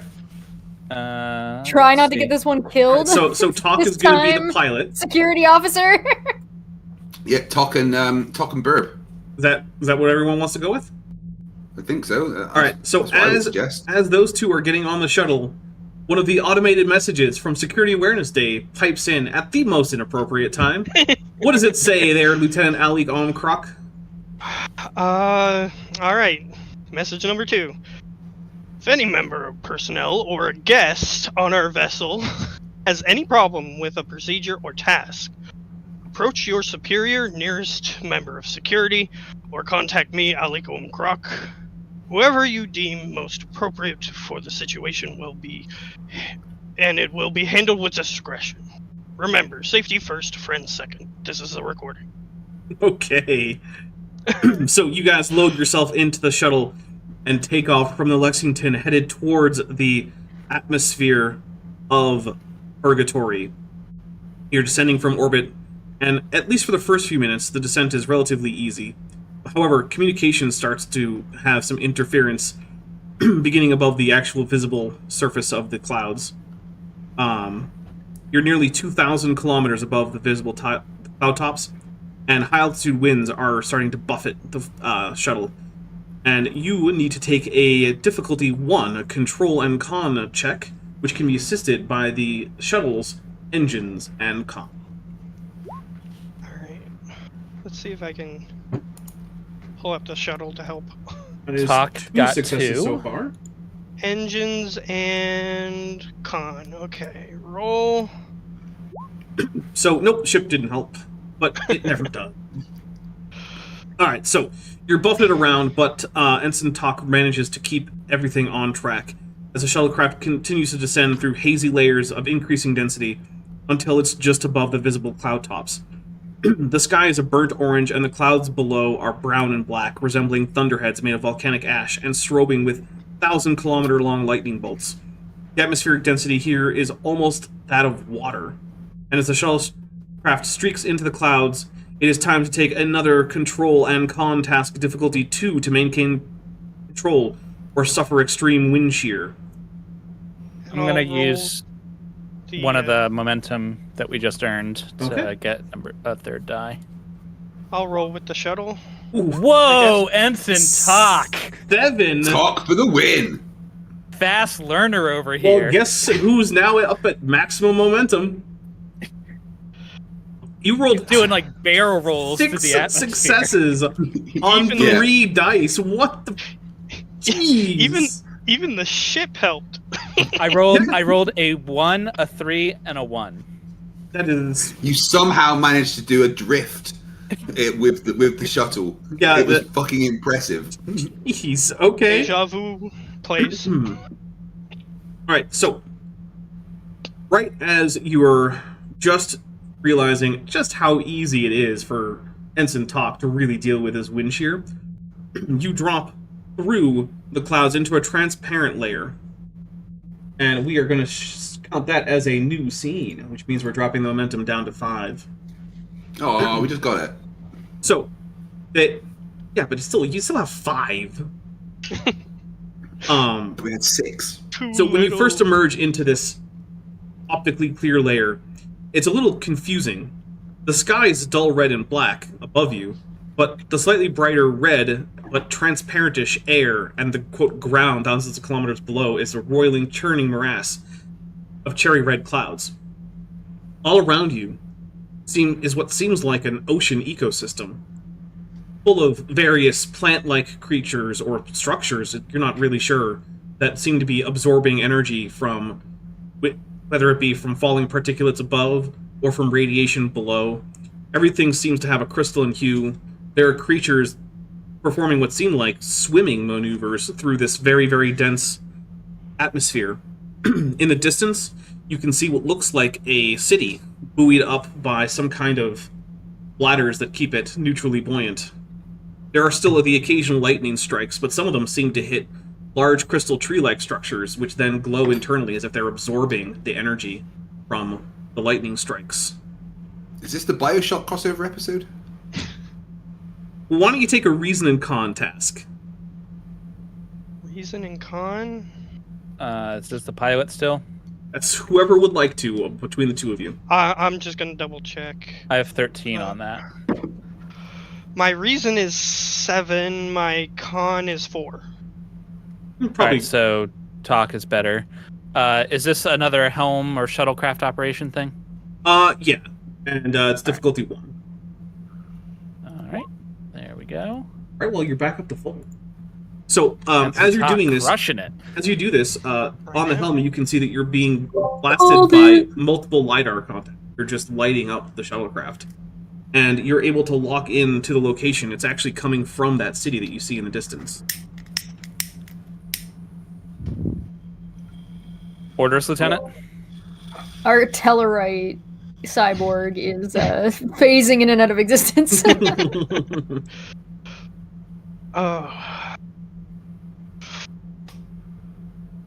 So, what is the prime directive again? Just so I have it in my head. Do not interfere with the cultural development of pre-warp cultures or the internal affairs of alien societies unless you are directly asked for help. And generally it's a non-interference unless you absolutely have to. But they definitely know about you because they've been attacking the ram scoop. That's So that fair. ship has sailed. That shuttle's out of the airlock already. Yeah, the don't interfere in internal matters is still a thing. So, like, if you stumbled into a civil war, you're not supposed to take sides. But, like, that has not come up currently. But I can interview people. Yeah. Okay. As long as I can go up and talk to people. Okay. Orders are, well, let's head out and see if we can communicate with these beings. Doc will attempt Or to I will. hail them. You can stay on the shuttle if you wish. Alright, there's no response from your hail, but as you're approaching, 3 things larger than the shuttlecraft itself start approaching from the city. They are... Biological things? Well, that's the thing. They're crystalline, but they seem to be moving like they're biological. One of them has intricate carvings all across its surface, and all of them are now blasting LiDAR out of a central round orb in a place where you might expect an eye to be. Okay. And as they approach, the one with all the carvings takes up a more prominent position ahead of the other two. And it's composed of multiple fins and tendrils and leg-like appendages that are on its ventral surface.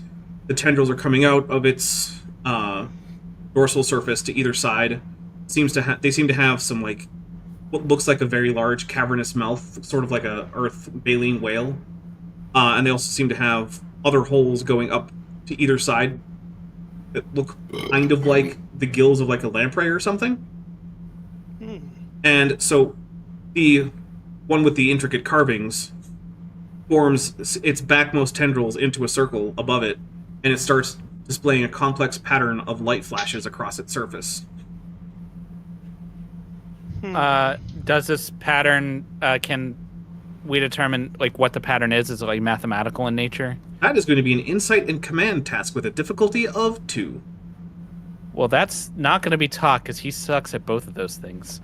What was it again? Insight and command. Oh, I'm pretty good at that. There you go, difficulty 2. Would you like to use any of your 6 momentum? Yes. Yes. Okay. I'll use 3 Okay. That gives you because 4 understanding dice. these things seems important. So that gives you 4 dice. All right. So that is a success. Barely, but it's a success.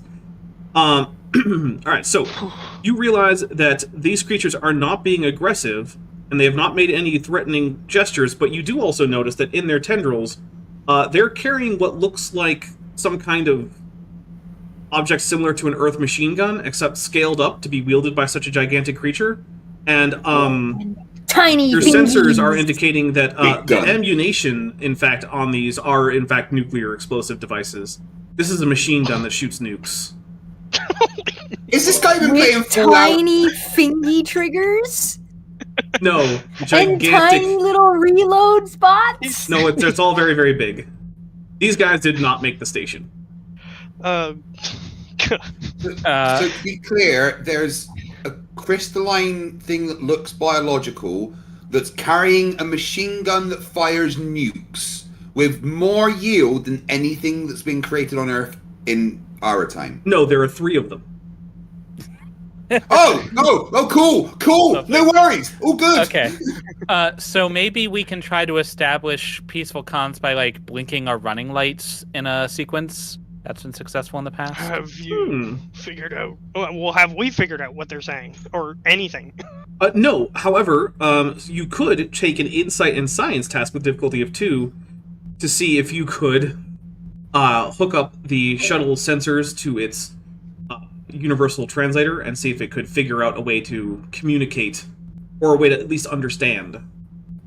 I like the Okay. question, have we figured out anything? I mean, it's a We good figured out that question. they don't have tiny fingers. True, they do Well, not. Fair enough. Insight and science also not Ensign Talk's strong suit. My total is 13 because I have an insight of 12.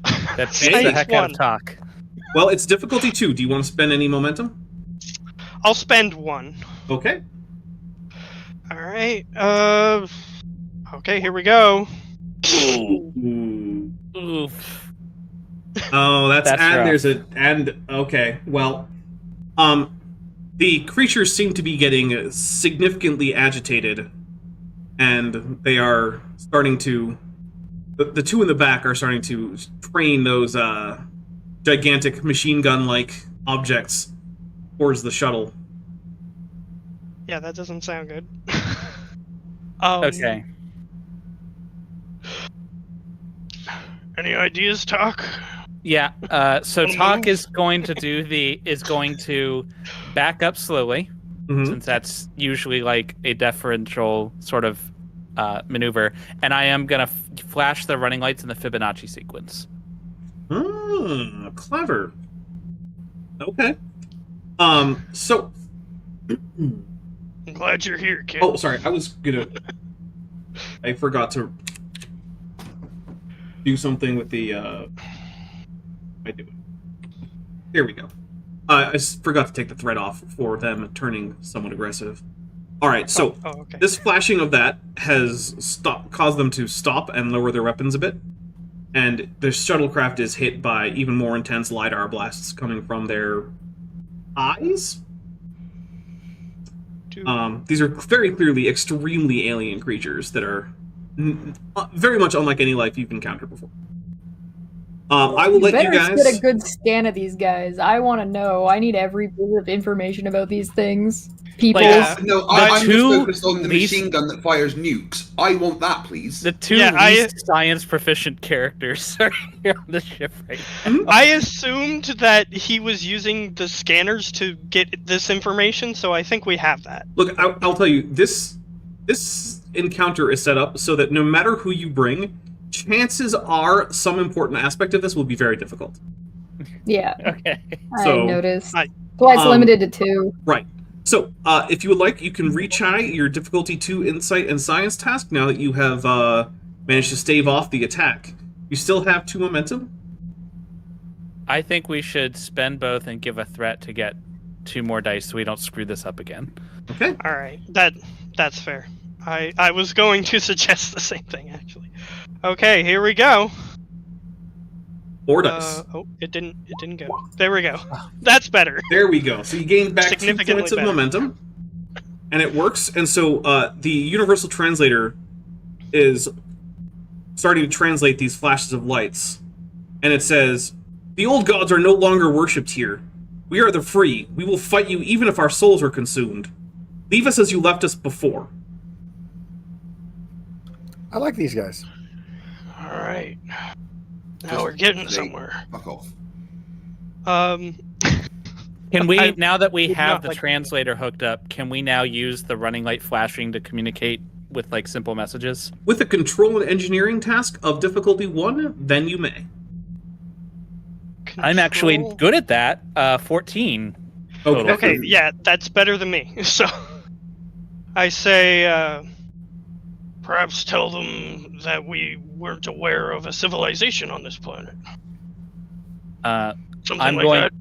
I'm going to say that we come in peace. We were not aware you were here.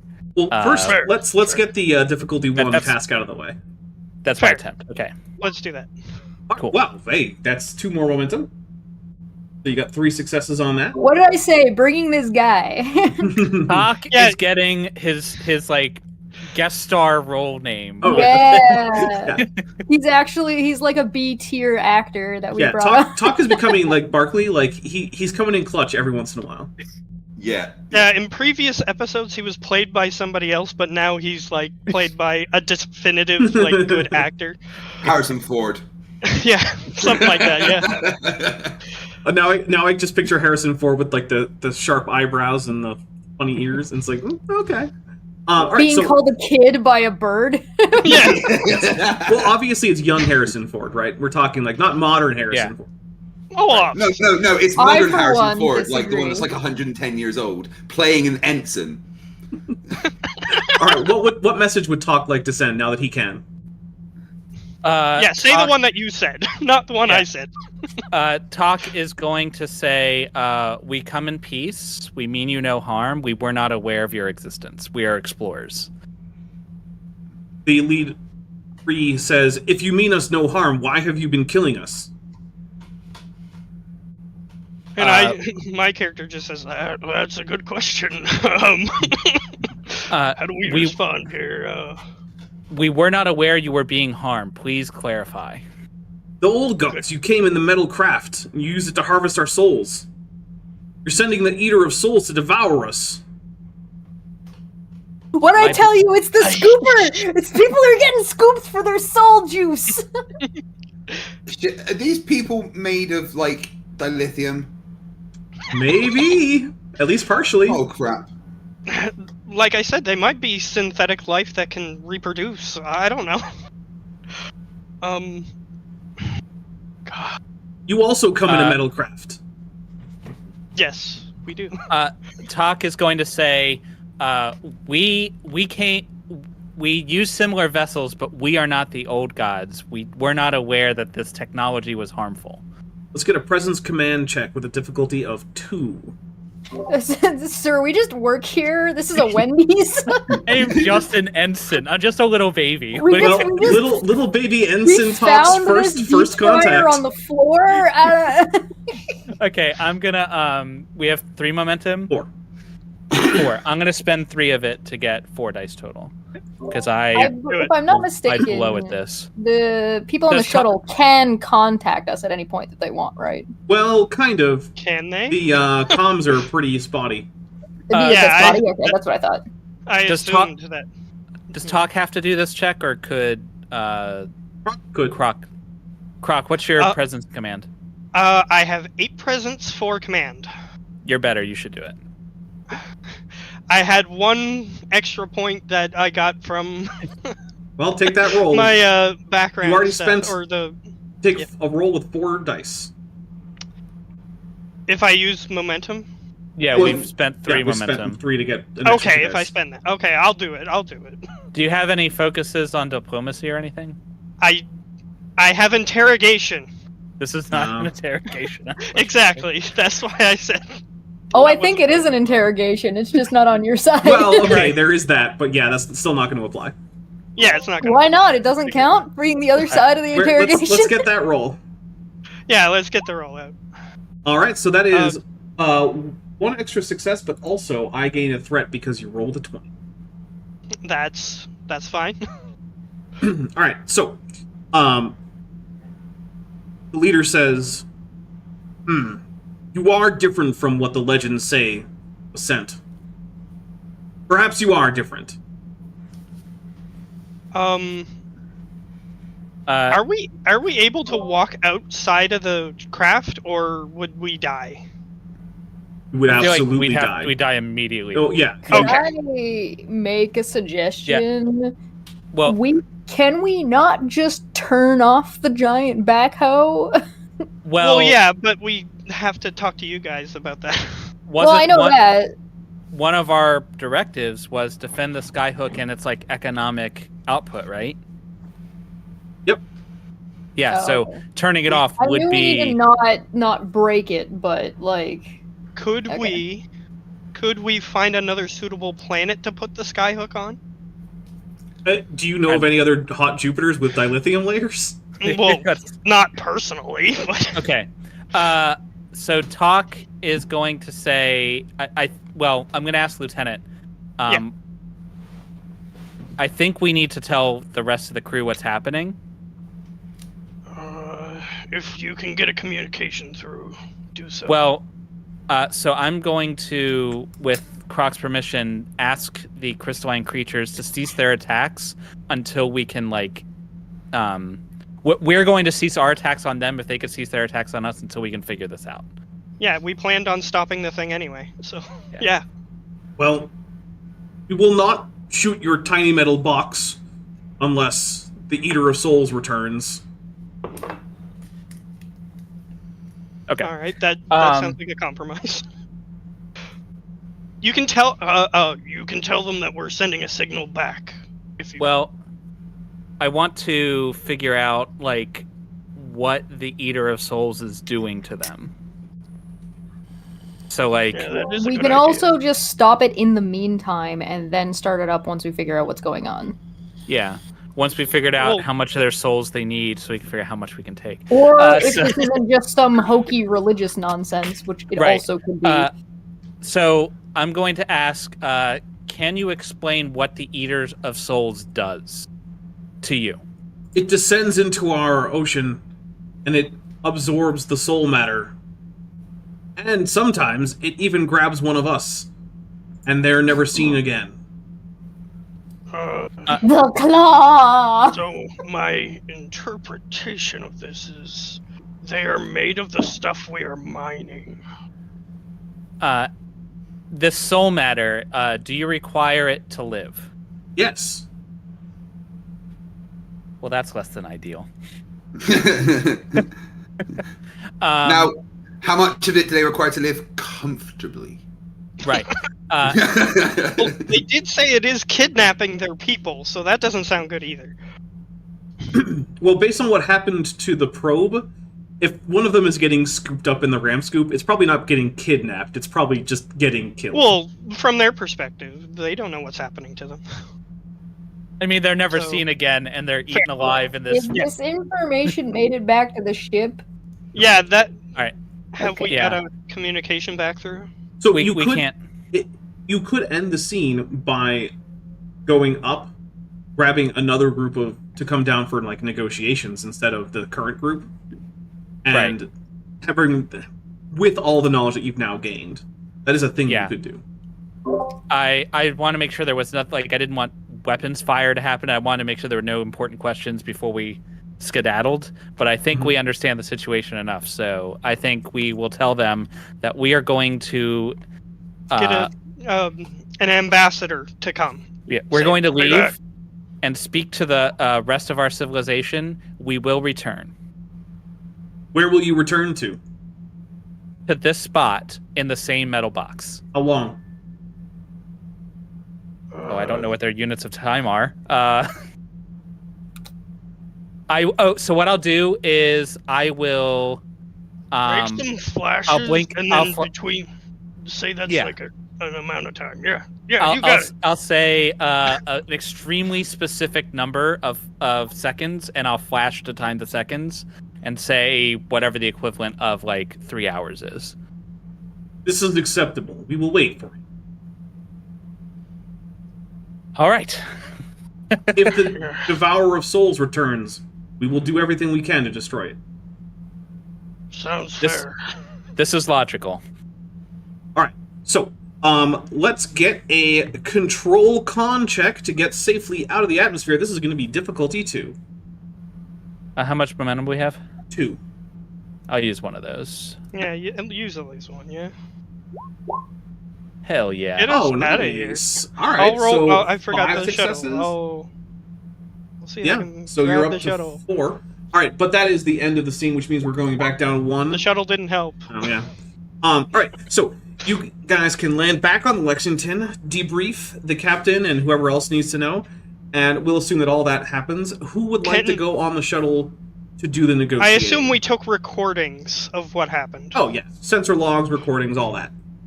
All right, I right. just send that I off. think me and the captain should go. I concur.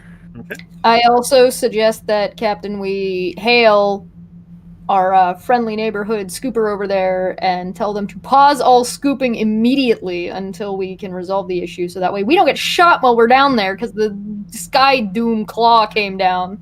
Yes. I will ensure with Captain Coselia that all mining operations cease. All right. So you hail Captain Kosalia and let her know, and she says, "Yes, we're already in the process of spooling in the cables. I'm sorry. What's down there?" There are alien life forms that may be made out of dilithium. What we know is that the mining operations is harmful to this civilization. Oh, Apparently, the scoop no. kills them. I wait. say The scoop does what? the scoop kills them. They're Captain, we made won't out be, of the same stuff. won't be lowering the scoop. Captain Kosalia out. Okay. All right. So is it? I just needed to Tregan impress and that Hawk? it is killing the creatures. Yeah. So Tregan and Hawk are going down. Yeah, I think that's... Hawk would definitely want to go, and Tregan being the biologist. Xenobiology, let's go. Xenobiologist. All right. Right. All right. Captain Hawk, give me a difficulty 2 control and con assisted by the shuttlecraft's engines and con. All right. I have a helm operations focus. That'll work. And I will use one of 3 our momentum. momentum. Okay. You said difficulty 2? Correct.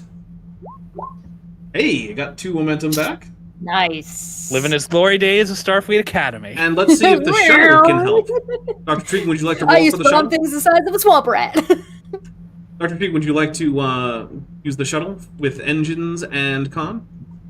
Yeah, I gotta open it. Hold on. let me I got find it. Engines. Never mind, he got it. He's already got it open. He's been flying this thing the whole I time. wanted to give you a chance to roll some dice, but okay. That's fine. It's a button. It's not real dice anyway. Not as fun as the real dice. It's not as fun as the real dice. One of these days, we But I gotta, wanted to press the button. one of these days, we gotta figure out a way to play the actual in-universe Klingon RPG in lower decks. That would be Let's fun. and Benuch. All right, so the engine didn't, or the ship didn't help at all because when does it? Well, you know. It did one time. Yeah, that's true. It did one time. All right, so you return down there, and the same. Well, near as you can tell from your sensor logs, it's the same 3. You're not entirely confident you could tell, but the one with the fancy carvings is still in front and flashing lights at you, which the shuttlecraft is still configured to deal with. And so the translation comes through. You have returned. I'll say yes. We have returned. You're speaking to different individuals from last time. I am Captain Hawk, and with me is Dr. Tregan. I don't know how those are going to translate. There are 2 of you. Yes, the metal box is the vessel, like your buildings, that we use to travel. You must be very small. Yes. No, you're very big. I will. I'll This actually. is why you are not coming. Yes. I don't know if they have like an appendage or something that's like about the size of a human. One of their bullets. I don't know, but Yeah, that might actually be pretty close to about the size Yeah. of a human. so I'll say we are about the size of one of your nuclear armaments.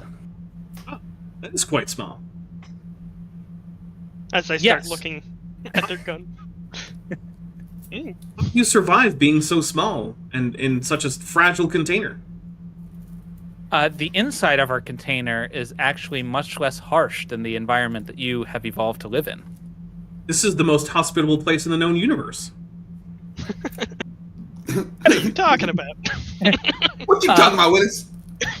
It is for life forms such as For you. yourself. Yeah. Other life forms such as us would die immediately if we were to enter your city. You must be very Speaking pathetic. Speaking of, is what exactly are you made out of, big people? We are mostly made out of our soul matter. And your soul matter is just called soul matter? That is what we call it. Could you bring Present us some. a sample of this soul matter so we can examine it? It is all around us. So can we confirm he's talking about the dilithium? Well, that is one of the things that's all around you. Okay. Could I ask an intrusive question? Oh, Admiral Snappy Turtle says this is an awesome stream. Thank you. And yes, Jess, you may. Or well, Dr. Tregan. How do you reproduce? That is an extremely personal question. Yes, I asked for permission. We will discuss that if we can come to some kind of understanding about the Not murders Yes. that you have all been Not being committing. genocided. So- Listen, basically, we just we got had here first contact, yesterday. and our doctor's main goal in this is how do you guys fuck? Yeah. Yeah. Dr. Correct. Tregan's looking for that hot crystal monster porn. That's right. Yes. Rule 34, baby. Yeah. All right. So Captain Still on Hawk is going operation to in say, Starfleet.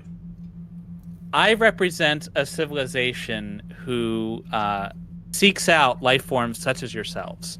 And we use your soul matter to construct things like this metal box that we need to survive. But we do not want to do that if it will harm you. All right, take a presence and command check difficulty of 1. Or Is insight there a and way command that if I that's better for can? you. Can I Presence is good. assist in this?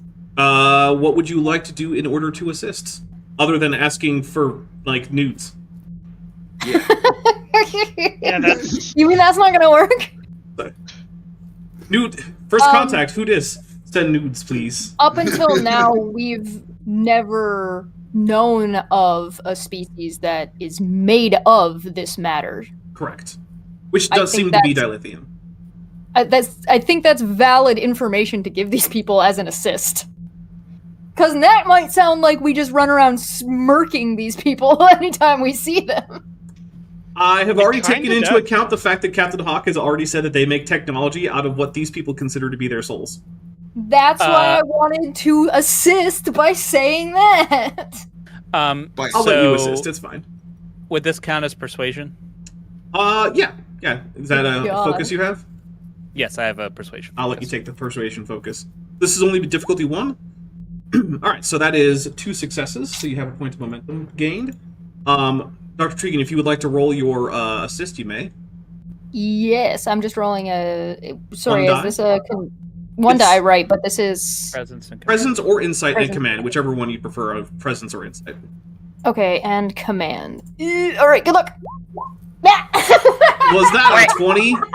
It Yes. was a 20. Alright, well, I'm You taking a argued point of so threat. hard to assist. I tried Making so things worse. hard. So what have you done? You've asked for alien porn. Son of a, And they didn't you- actually consider well, the what I worst did, one. and then as soon as I said it out loud, they considered it. Yeah, they were like, Well- Well, to be fair, they don't know which individual is asking which questions. Well, the one that's asking for nudes is the other one. Oh no! Alright, so... Unless you can open like make a window visible or something, but I don't assume you can do that.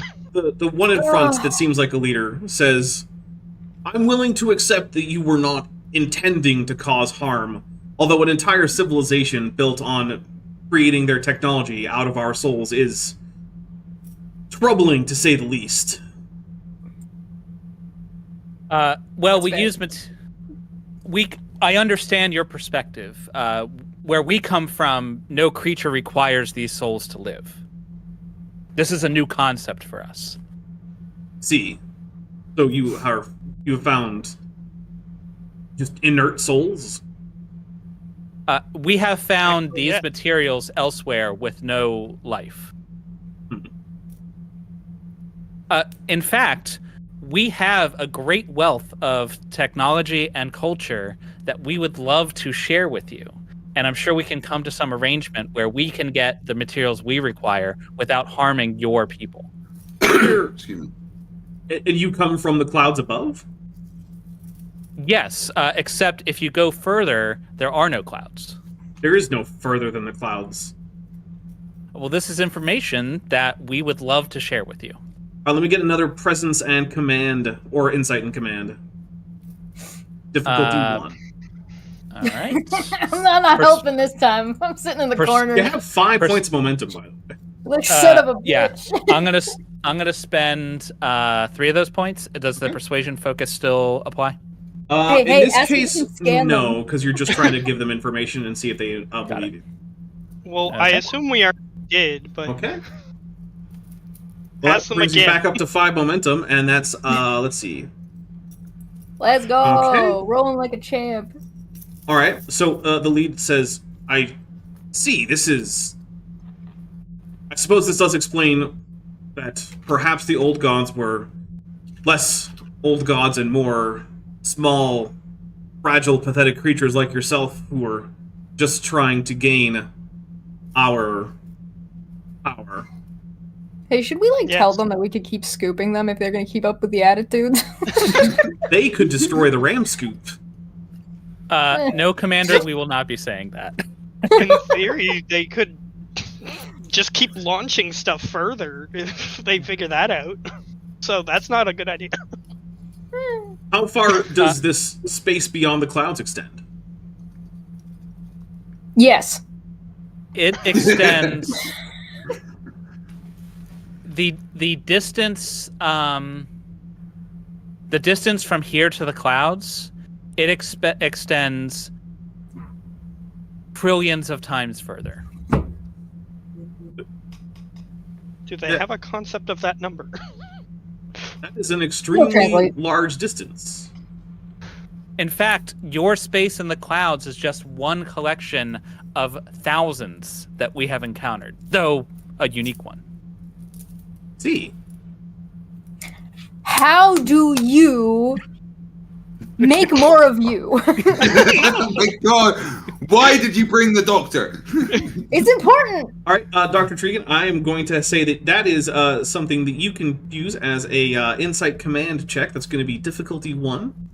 Perfect. I'm gonna burn some of that momentum and get me 2 You're gonna dice. burn some momentum to find out how they have sex. This is important. How much momentum would you like to burn?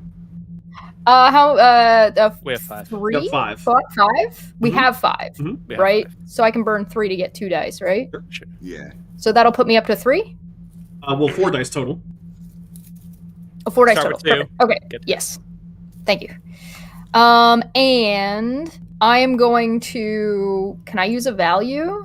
What's the value? Nothing is more important than the security of the Federation.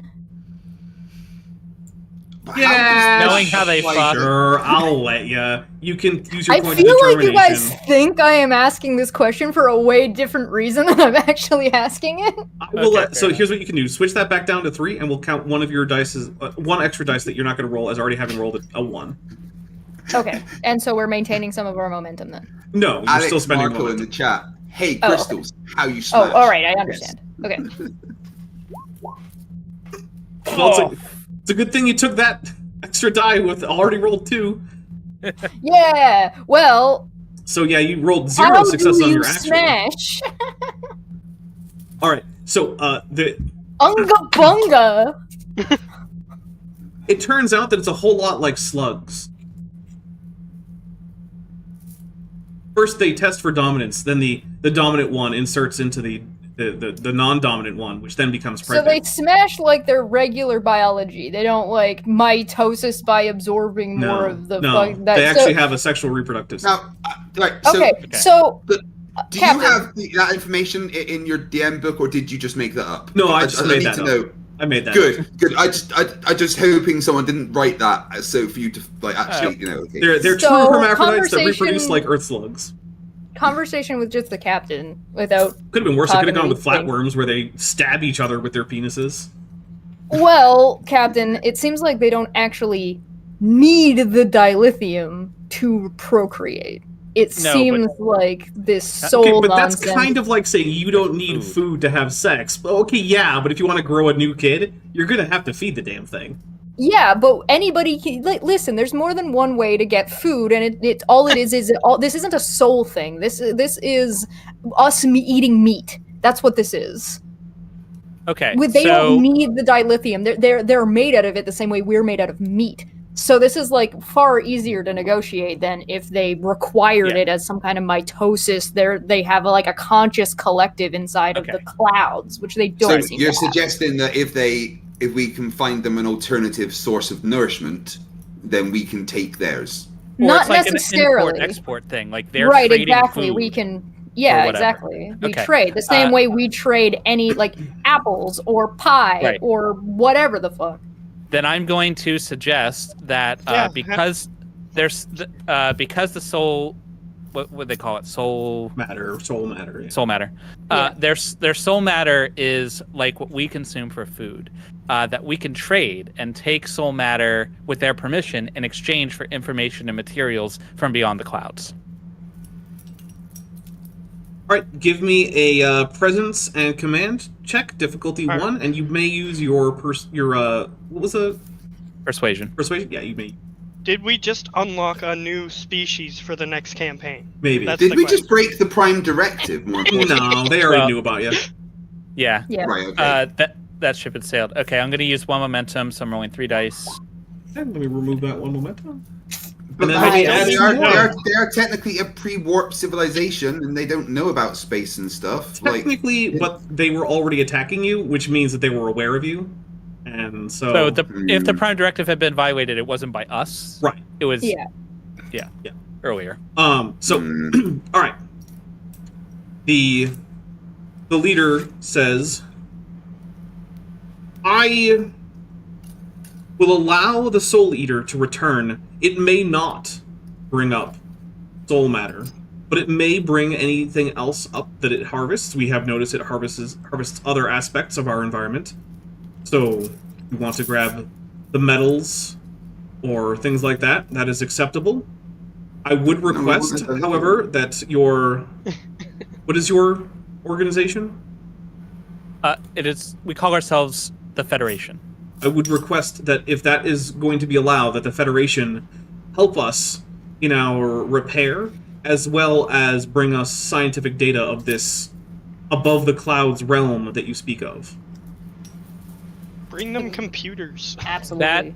That is a very equitable deal. I will ensure that the device is modified such that we don't that we don't take any soul matter.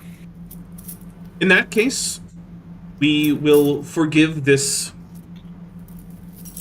unintentional but still rather deadly spree from your Federation.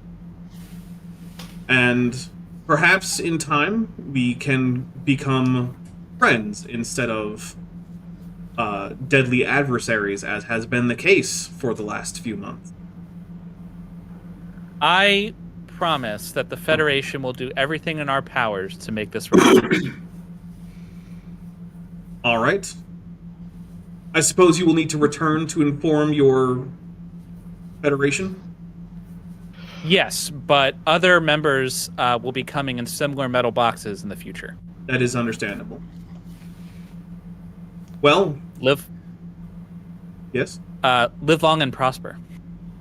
Thank you. And you as well. They can't do that. Nor can they see you Yeah. do it. Right. That's fine. You're just a little blinky box. That's the only interaction they can get. All right, so Once we get better holograms, then maybe we could do give that. me a Captain, I'm going to go control. ahead and call that incredibly successful. Good job. It was actually. Yeah, I actually have a chart here of like how well you do on various presence command checks and how many successes versus failures you get and how well the negotiations go. You got the best outcome, so congrats. Hey. The captain's communicator beeps, and it's me, and I'm like, so Captain, I've got the Sun Exploder ready. Do you want me to set it off, or? All right, so let me get Put the Operation cashews in the oven. Let me get another Control daring. con. Control con, which can be assisted by the ship's engines and con. All right, I'm going to spend a momentum. All right. All right. Well, that's You want to get the success. ship there, Tregan? Oh, Oh, I've yeah. got a ship. It's all right. Wait, I'm rolling for the ship now? Oh, you're doing it. Okay. All If you right. want. Stupid shuttle. It's- It is a Piece of stupid show. shit. It is. It is What am that. I? What am I rolling? Engines and con. Engines and con. Well, no, it didn't help, but it never does. All right, so you get back up there, you get back onto the Lexington, and you start, disseminating this information. At which point, Captain Kosalia contacts you and says, "Captain, Yes, Captain. I have handed over command of the Big Dipper to my second in command. I would like request to transport over for transport to the nearest starbase to surrender myself." Oh, because she killed people. Yes, I have Yeah. been responsible for the Yeah. death of apparently some unknown number of previously uncontacted sapient beings, and I suppose I should probably get myself a lawyer. I Mm-hmm. I would not hold you responsible, Captain, but I think that is a reasonable course of action. I'll, of course, facilitate that. Thank you. I don't know what else to say. I appreciate Well- you alerting us to this problem. Look at it this way. Had this not happened, then this civilization would never have been contacted, and we would have never discovered this new life. Yes, and a whole bunch of them would not have died. I don't consider that to be much No. consolation. But I will go to my transporter room and stand by for transport. I'll wait at the transporter room. Okay? Why? Are you going to take her into custody? It's I mean, you a can. formality, but yes. No. You can she also is you can also just escort her to guest quarters. Yeah. Yes. She is not a prisoner. She is a captain in the Starfleet and has not Yeah. been convicted of anything. I'm not like putting her in the brig. Just escorting her to her quarters, guest quarters. It's fine. Right. A little bit of extra. Everybody's just gung ho for their jobs.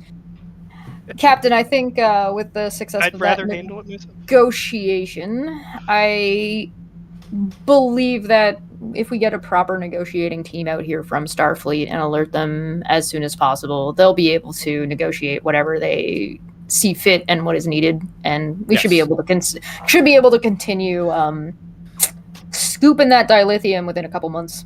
Not dilithium. Everything but. For now, Well, that'll be up to the Federation. To that's handle. what I just said. All Why don't you right. check your ears? Do you need to check up, Captain? Well, we're going to close up the episode. Thank you very much, you guys. You guys have successfully stopped the unintentional genocide of the free over on Purgatory. You have solved the Yay. mystery. It wasn't the Klingons this time. The Klingons were innocent. Good job, Klingons. The It, Klingons are never innocent. Well, they were innocent of this specific thing. I'm sure we could blame them somehow. Well, Should have maybe. used my star cross. I totally forgot about that medal. Which Oh, makes sense well. that Captain Hawk would forget about a medal. But, yeah. All right. Well, thank you so much, everybody. Thank you for everyone who's watching. Make sure you hit like, so that way this can go out, get into the algorithm a little bit. That Hit it is twice even. Yeah. Hit it. Well, no, hit it 3 times. An odd, Odd numbers only. odd numbers only. Yeah. Any odd integer is gonna, or any odd natural number. There we go. Yeah, because I don't want you to hit Gerald, like your negative local 3 times. I don't even know what that PPRPP. means. Share it with your local TTRPG group so Yeah. people can understand that there's more than just Dungeons and Dragons to play. Yes, that would be much appreciated. Good God. I have, Yeah, when I tell people what I do, I have to basically tell them it's D&D in space. yeah, basically. Yeah, we'd like to have to not do that anymore. Yeah, it would be nice if the existence of non-high fantasy TTRPGs, specifically non-D&D TTRPGs, was better known.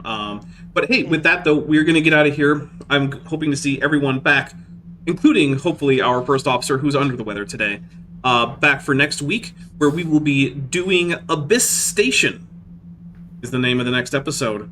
With that, everybody, I hope you all have a wonderful rest of your night. Stay safe out there, and live long. Oh, I can do it this way. Live long and prosper.